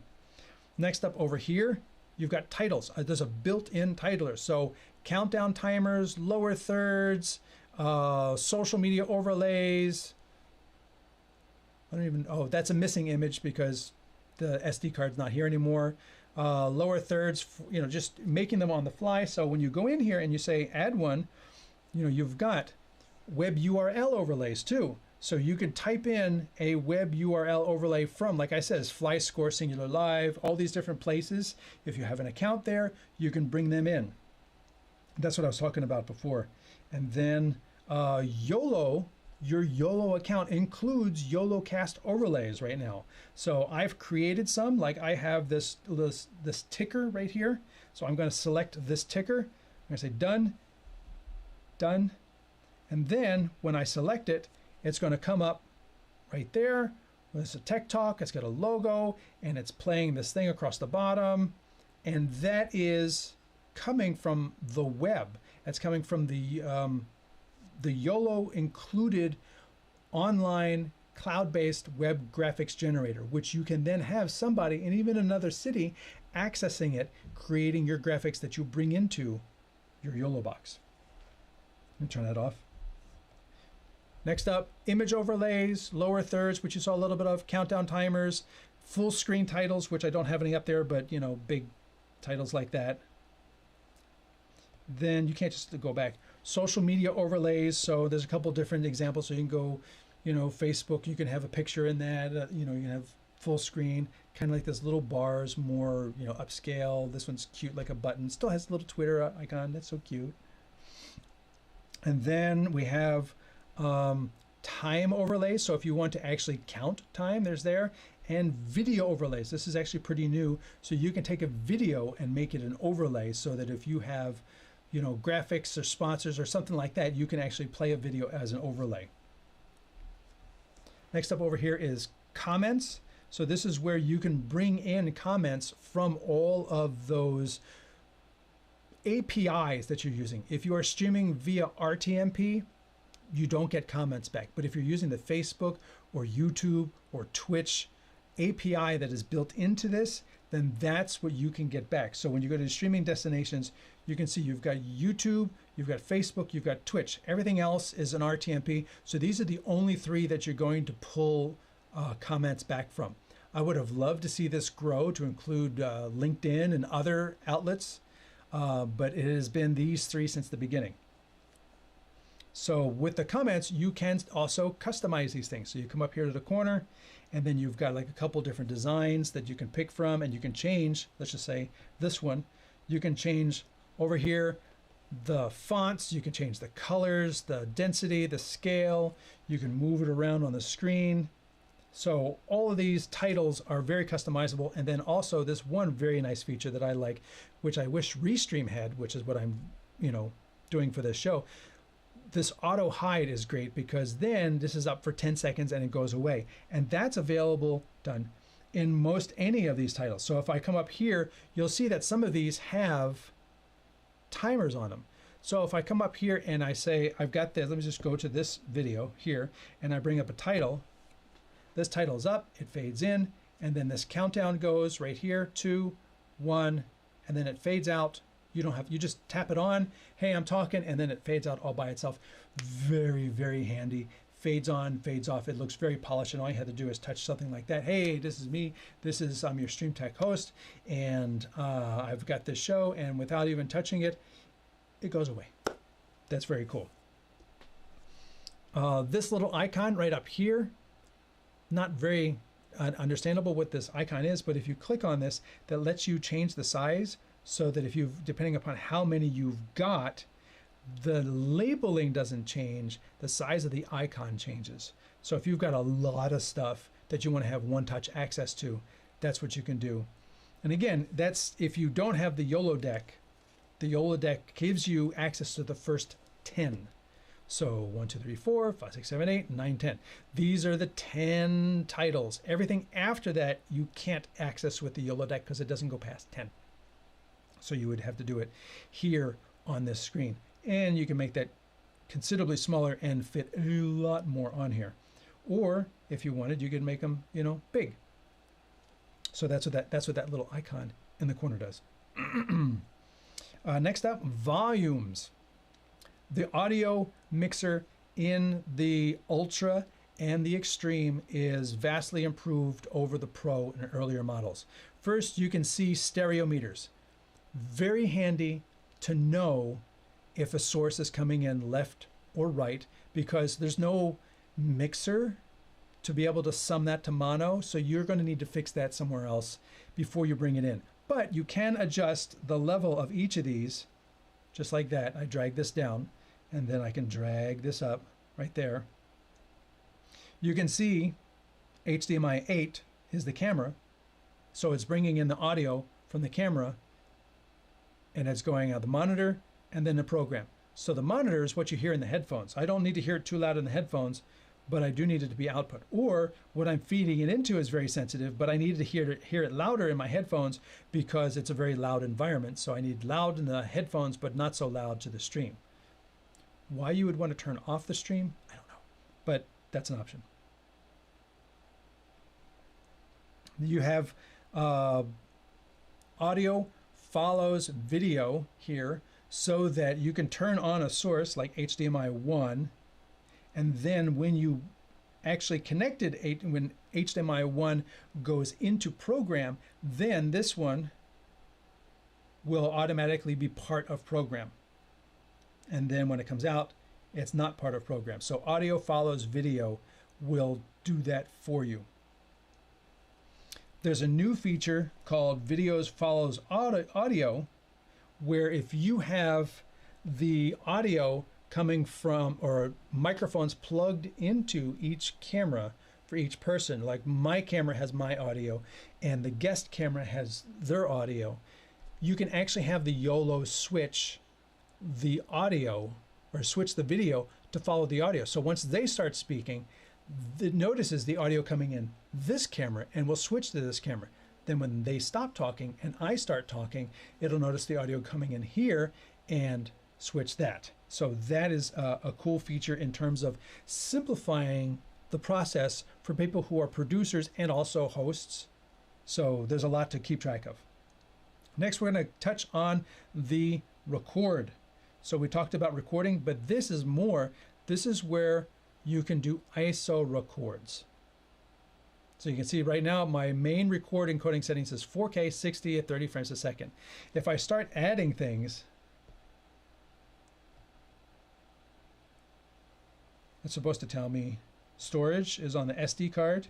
There we go, SD card, 4K 60, and it's going to let me do all those? I really don't think so. There we go. Here's your bitrate limit alert. Let me bring that off to the side. So you can see, can I do 4.3? Yeah. So 120 megabits per second. So if you're doing 4K 60, you know, you've got these data rates. So you've moved past what the limit is. Again, like I says, you can't just throw a faster, you know, throughput on here. This is not a computer where it's like, well, let me just stick in a faster NVMe. The SD card slot is limited to a certain write speed. The USB slot is limited to a certain write speed, and you have to make it fit within the limitations of the device that you've got going on here. So turn those off. Let's just say I want program and I want HDMI 8, which is my ISO camera, and then I can hit record. Now it's telling me encoding warning. Current CPU usage is 51%. It's about that. You can see it up there in the corner. Enabling this feature is estimated to increase by 32%, reaching 83. It's a warning. It's not saying you can't do it. It's saying you're going to be pushing it. So, and it gives you just some general, you know, guidelines. I'm going to say continue. Do you want to start the recording? Start. So you can see it warned me saying you're going to ask it to do a lot more. You're going to push the CPU up to 80%. Although there it goes, I got the 61. We'll see how high it goes. And it's up to you to make those decisions. It's your box, it's your show, it's your production. You make those judgment calls. And this goes back to what I've said many, many times is test, test, test. If you're going to be doing this many cameras and you want this many ISOs, set it all up a week ahead of time. Run it. Let it run for a couple hours. You know, point it outside at trees and leaves so the video's changing and stuff like that. And it actually has something to compress. Because if you're doing sports outside and you do a test inside pointed at a blank wall that doesn't change, the data rates are going to be vastly different. What the device is being asked to do is going to be vastly different. You need to test as closely to what you're actually going to be doing as possible to make sure that the test measures out to what the actual production is. So you can see I didn't get up to 80. I only got up to 60, 59. It's because the video that I'm asking it to compress is very simple. But based on averages, it gives you that warning. You see the recording is just going fine. So next we're going to continue down here. Oh, I can't reach it.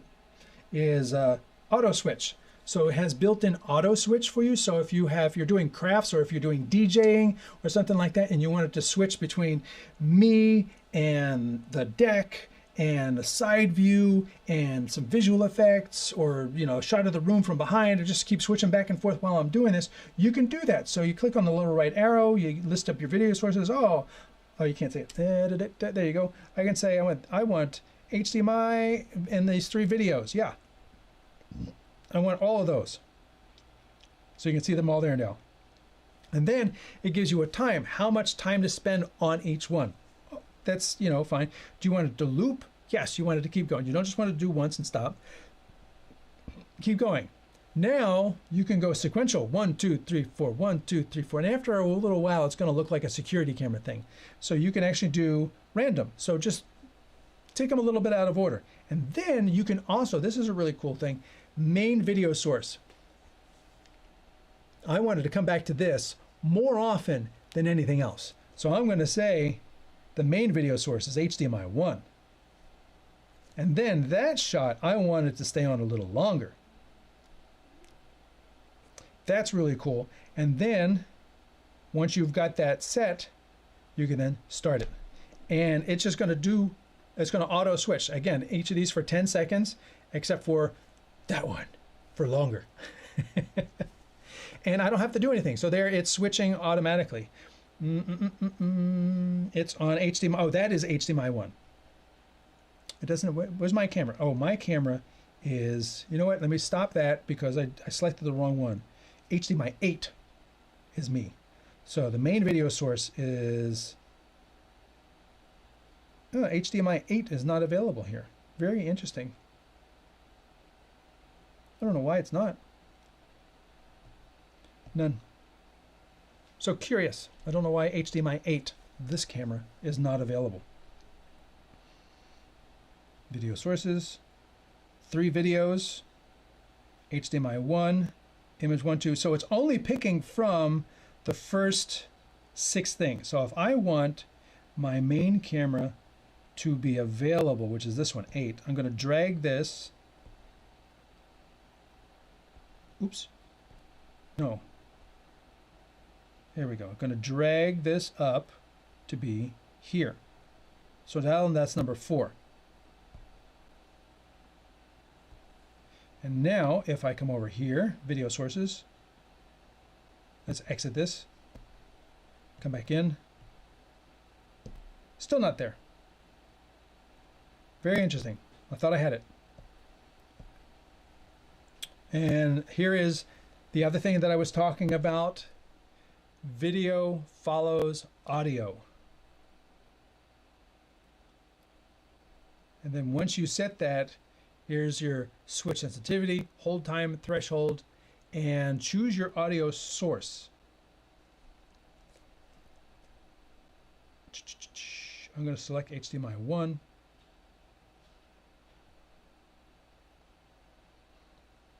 So when HDMI 1 happens, I want it to switch to HDMI 1. Oh, here I can select HDMI 8.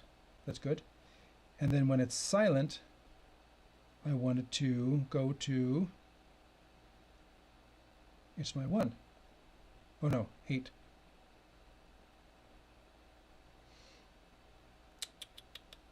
Reselect. So I can add more. Okay, 1, 8, NDI 2. Here we go.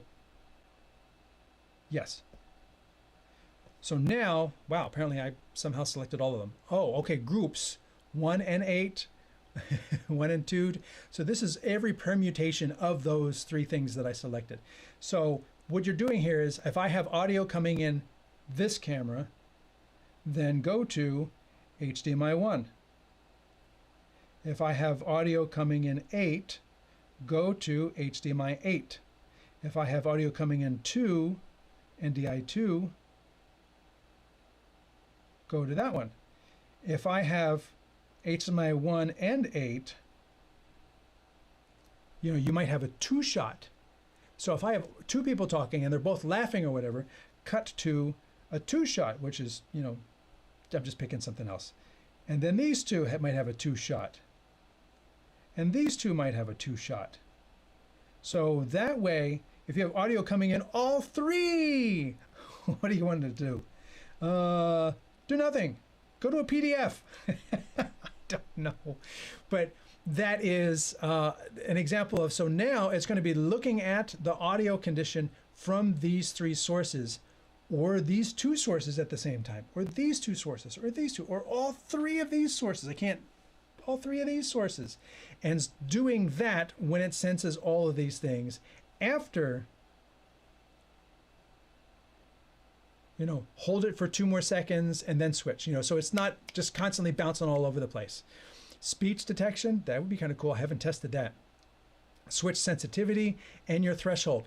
They have to be a certain loudness. So if it's just background noise at a conference, you want to bring this threshold up a little bit so that now that I'm talking, it knows that you've started talking. So that is going to do that auto switching for you right there. Some questions came in. I have a newbie question. I do an online podcast via StreamYard. Do I still need to use StreamYard, or can I do all of it through YoloBox Extreme? And how could I do that having 6 guests? You can do 5 guests through YoloBox. I don't know if the limit has increased on the Extreme, but on the Ultra it was 5 guests.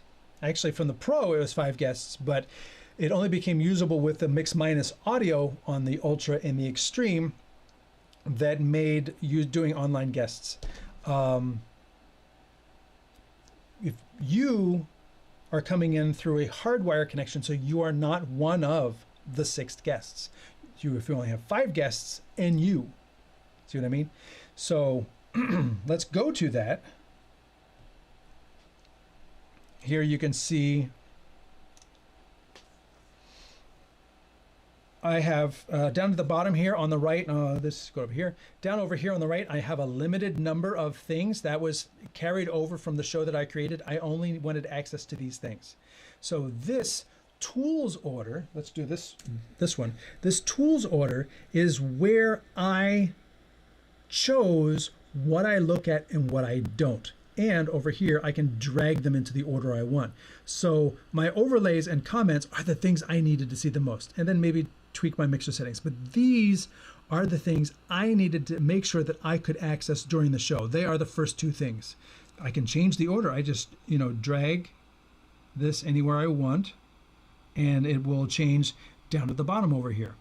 There's also a lot of other things. So let me bring up invite guests. Add that, bonding, background music, scoreboard, replay, encoding settings, and video source transitions. Turn them all on.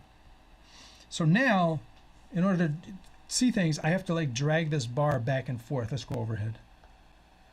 In order to get to all my things, I have to drag this back and forth, and I didn't want to have to do that during my live show last week, so I reduced what I didn't want to have to touch. You know, like if I'm going to use bonding, it's either on or off. I never have to access this during a show, so I don't know why it's a you know, an accessible pain. If I was going to do replay, this is where my replay settings are. If I was going to do cancel. If I was going to do recording saves successfully, so the recording came up with an alert. If I wanted to change my recording settings, I'm not going to want to do that during the show, so I hide those things. Streaming destinations, once I start streaming, I'm not going to want to change that during the show. So I hide all that stuff. If I'm not doing auto switch or audio, videos follow audio, hide it. My record settings, I'm going to set it, forget it. But let us go to that remote guests thing. So you can invite guests. You can see it says up to 5 people here. Oh, let me bring that up here. It says up to 5 people. So you can put their email addresses in here, or you can send it to yourself via email, you can create a, write more of an email and then send it to them. Otherwise, they're connecting right here, and they connect directly into the YoloBox. I mean, technically into some cloud space, but it's your cloud space direct to this device. And this is included for now. And you don't have to pay any extra for the service, but 5 guests plus whatever you've got connected locally on the box itself. That's what you have. Cancel. And here's the bonding again. Remote guests, background music. So you can add some music here, done. And then now the background music is available so that if I had my background music button, there it is. Because remember, I programmed that into a button. So it's just going to start playing this track right here. And then I guess I could push this button again. And it stops. Or should it? Yeah, because it's down to play, pause, play. And this says play, and the button does not change state. So now while it says pause over there, it does not say pause here. So this still looks like I have to push play to make it play. So some updating is still necessary in the YoloBoxes to make everything reflect the proper thing all the way around. And then over there on the right, you can see you can loop things, skip ahead, skip back if you jump into that pane. So if you're using music a lot as part of your show, as part of what's going on, you're going to want to have this pane available. Next up, sports scoreboards. And if you're dealing with sports, this is going to be one of your favorite things. You can change the size, you can move it around, put it at the top, put it at the bottom, put it over here, put it over there. And then, of course, what do you want the scoreboard to look like? You've got all these different, colors, names, and logos. So this is why I actually have the logo thing in here. So let me go edit the logo so we can choose a team logo. We'll choose that one, done. And then we'll come over here, we'll choose this, edit, that one, done. And now you can see my graphic there all of a sudden has logos in it, and I can change the colors. That team 1, well, that should be yellow, of course, because the team is yellow. And the bottom one is red. Hey, look at that. It's already red. Yay. The game and all this other things. And then, of course, you have different types of scoreboards. And again, these are all built in to the YoloBox itself, and your YoloCast account gives you access to more in the cloud. And you can build something from scratch if you wanted to as well. All of that is very capable. So let's just say, oh wow, Federer and Anderson. Let's do that one. So now I've got this little square one, and we could change the size of that. We can put that way up here in the corner. Now, while it's got this dotted line on it, you can't quite see that. Let me go full screen. While it's got this dotted, get the fingers right, and while it's got this dotted line, that means nobody can see it but you. That's not live. So then when you hit the little check mark, now that's what the audience sees. And I can't move it around anymore. I can't do anything, but you can change the scores.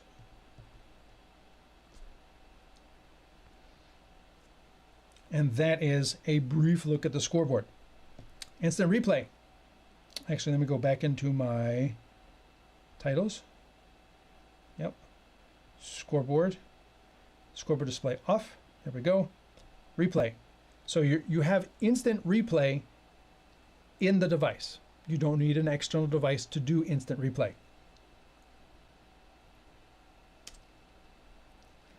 We're going to turn it on. Actually, please set the sources. So I'm going to instant replay my HDMI 1, my NDI 1, and my HDMI 8. My replay settings are how much do I want to hold? 10 seconds? I usually find about 7 seconds is good, because after a goal, 2, 3, now I hit the replay button, it's going to go back 5 seconds before the goal, play through the goal, and give me a couple seconds after the goal. Done. Replay video speed. I don't like replays at speed.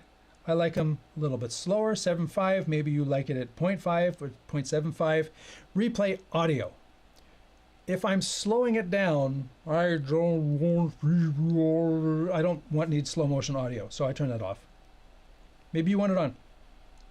Replay encoding settings. Now, I don't think I'm going to do, because that's the streaming. When we set that before down here, my recording is also my replay, which makes sense because if I have a 4K camera coming in and I want to record the show at 4K, any replay I do, I also want to be 4K. I don't want to jump it to HD for the replay and then back to 4K for the show. So that makes sense. And since I'm recording, you can see the little record buttons over there. You can't me over. You see the little record buttons over here. Since I'm actually actively recording, I can't change these things. It says that you can't change it while you're recording. You can't just like go and muck around with it.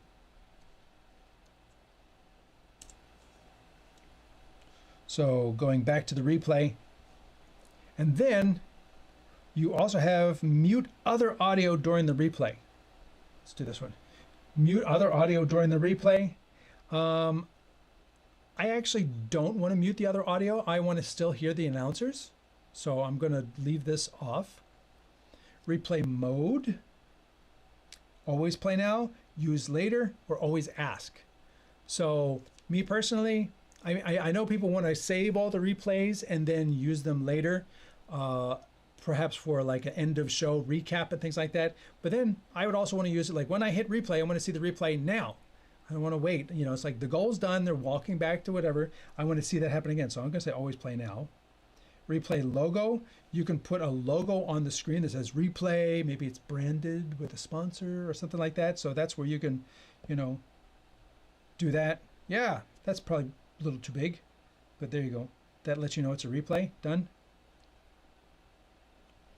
And then preset intro outro. So this is where you can have a stinger. I really don't have a stinger.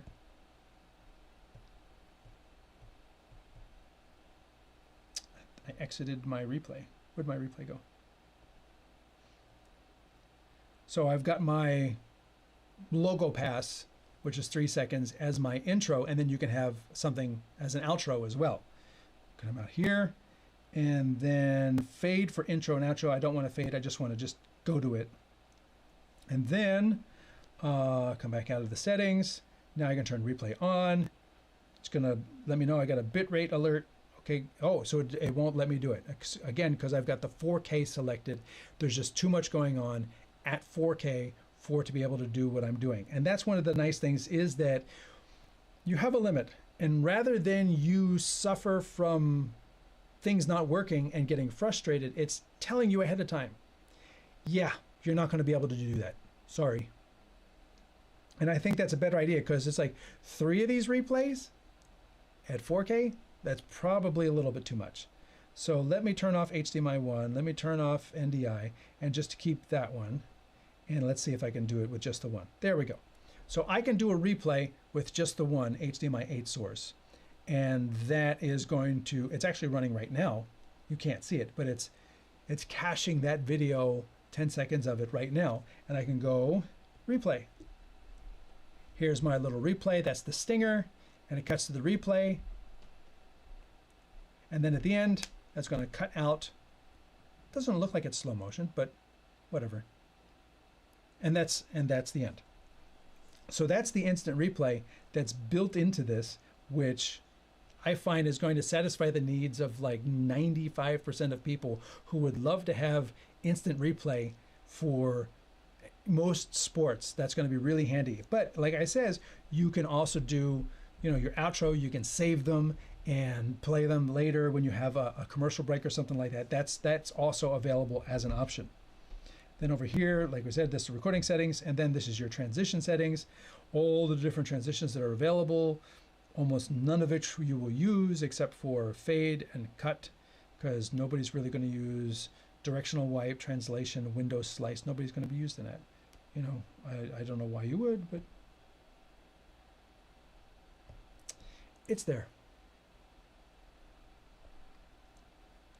99% of everything on video is cuts. And then sometimes you have fades. And if you're watching Star Wars, sometimes there's a wipe. And that is all of the little icons along the bottom here. So that kind of brings us to a close in terms of all the different things the Extreme can do. I didn't get into wireless networking. I didn't get into other things that are related to, but not specifically Extreme itself. I wanted to focus today just on the Extreme. One thing I didn't really cover is the fact that it has 2 HDMI outputs. And I have a second cable here. I have a second cable. So I touched on it, but you have 2 physical outputs, and you can have 2 different things going on out of those 2 outputs. So this view is my overhead view. I can show you the screen view, and what I'm going to do here is I'm going to go back into my gear. I'm going to go into my HDMI outs, and then instead of mirror out, oh, I hope you're not getting audio back through this. You know what? Nobody said anything. I am just going to do that one thing I said nobody's going to do, is turn my output audio off, just in case it's outputting audio back into the show. I don't want to do that. Shouldn't be, but just being sure. I can come back into my settings here, and like I says, I could have program like that, and then out of HDMI 2, there it is, program. So this is the output of the box, and I can bring on those titles. There's the title. So what you see in that box is what the program would be. And I could bring on this title, and this title, and this title, and this title, and this title, and that title. I'm just throwing out a bunch of titles. And it's still, I mean, yeah, this thing's a little chunky, but I think that's because it's coming across the web. But the rest of them are all playing. And let's go over to the scoreboard, put the scoreboard on, check. So now we got the scoreboard right there, and I've got all of these going at the same time, and that's one of the reasons. And it's still doing 4K. It's still doing the replay. So, hey, you know what? Where's my replay? I can come up here and say, so I'm going to go like this, and this was a really big goal. 2, 3. Please, oh, and I turned the replay off. Let's go my replay, turn my replay on again. All right, so let me do it again. So this is a really big goal. Yes. 2, 3.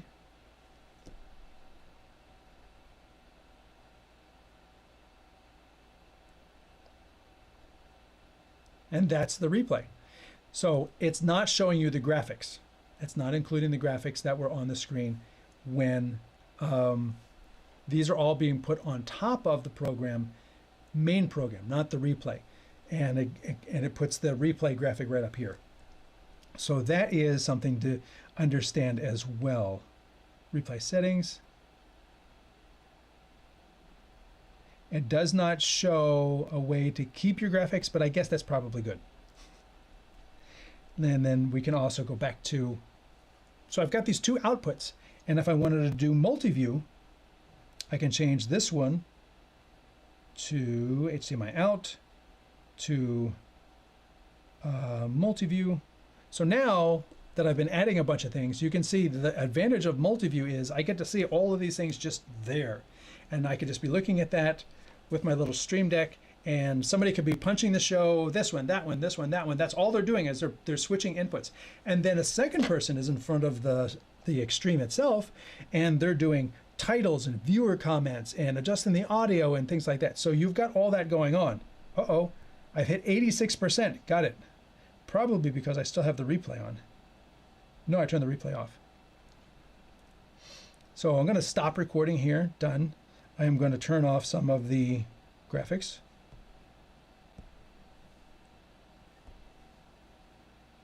And my scoreboard is still on. So that is a lot that's going on.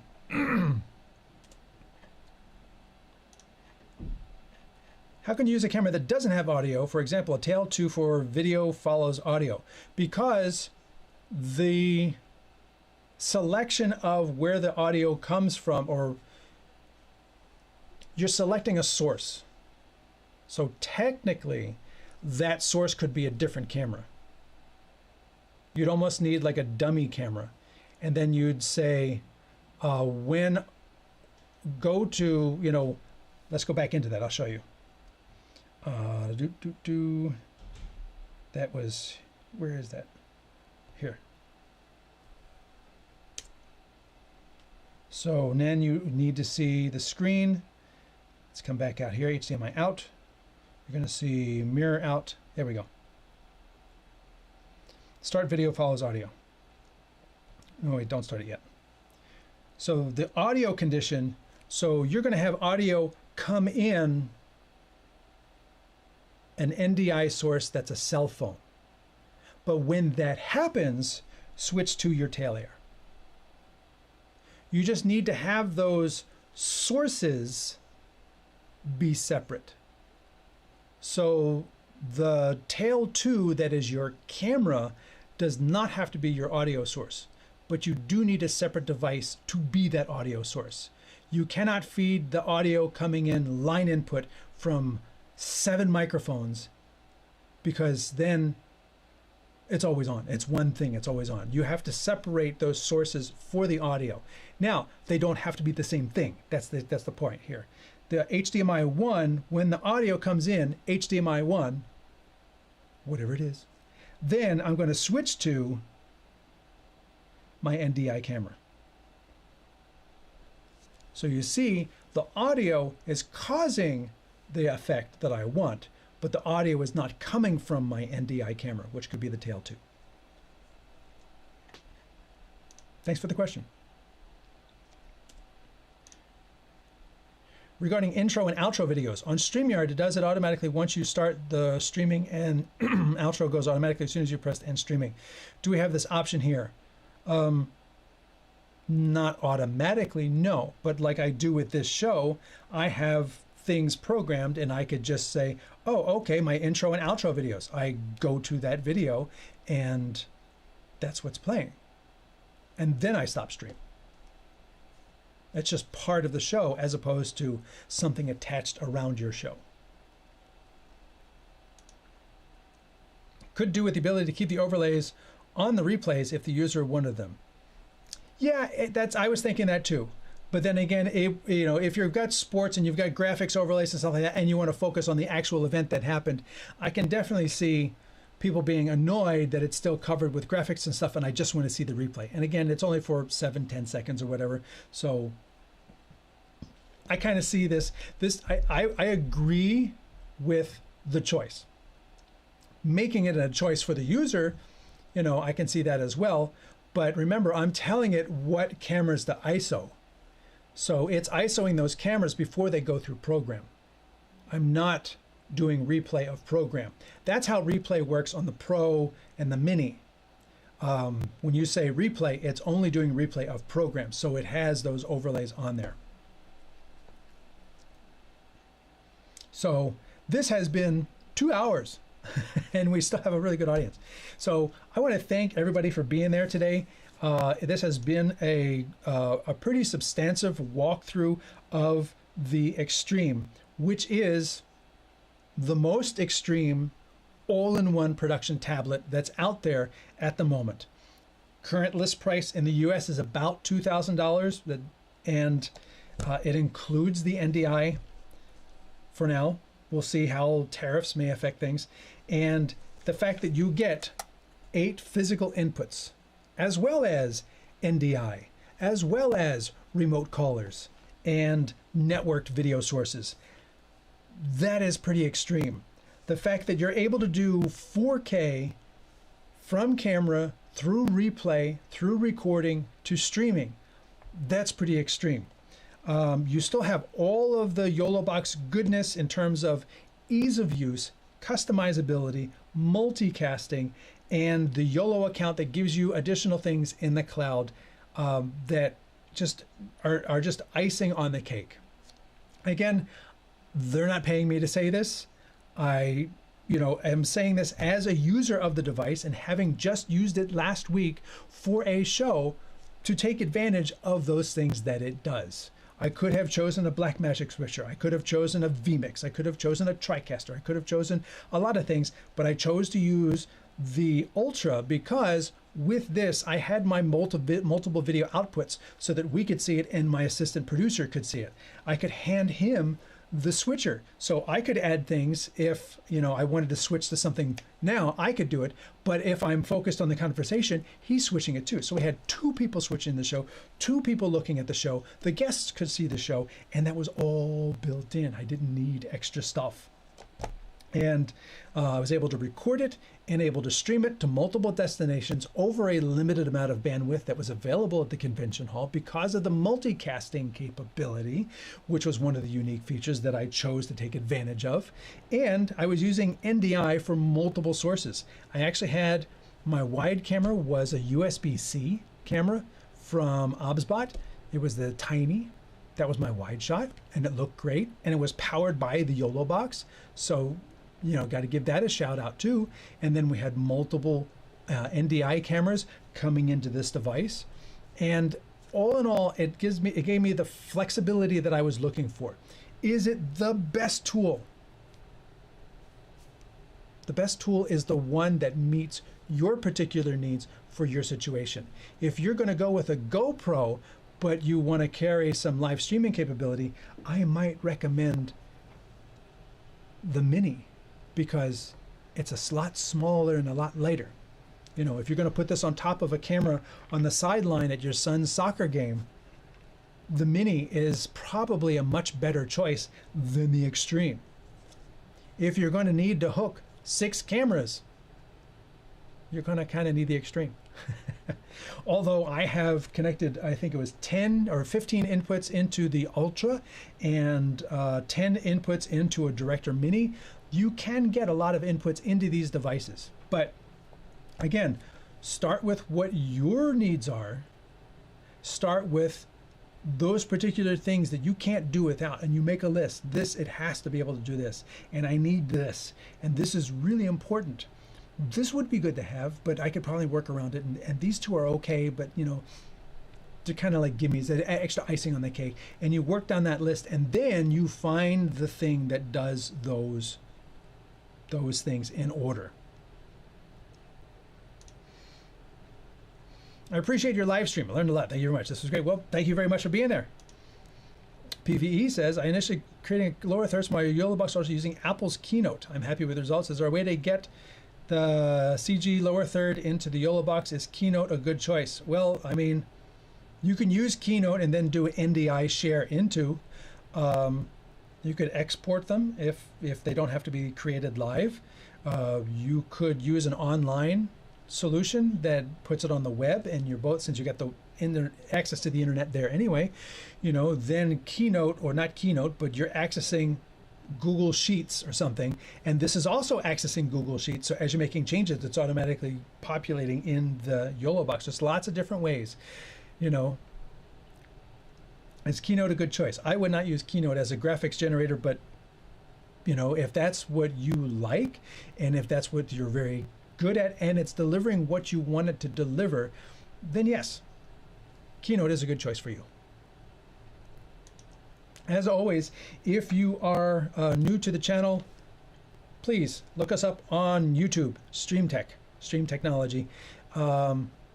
Subscribe to the page, find a video you like, and share it, because that does me a whole lot of good in terms of introducing this content to people who don't know about StreamTek, and just helping to grow the channel does me a great solid. If you like what I delivered here today, help me out and share it. Also, if you want more information about streaming media, you can sign up at streamingmedia.com. I've been a writer, contributor there for 15 years, so lots of really good content there. And should you ever need to reach out for consulting or in-depth conversation like that, you can reach me at the Contact Us page at streamtek.us. I want to thank you all for being here. My name is, oh wait, I got a title for that. My name is Anthony Barocas. I am the Chief Gearhead here at StreamTek. Yes, I actually have a title on that right here. This is actually one of the videos on the channel where you can put that up. And thank you all for being here, and thanks for watching.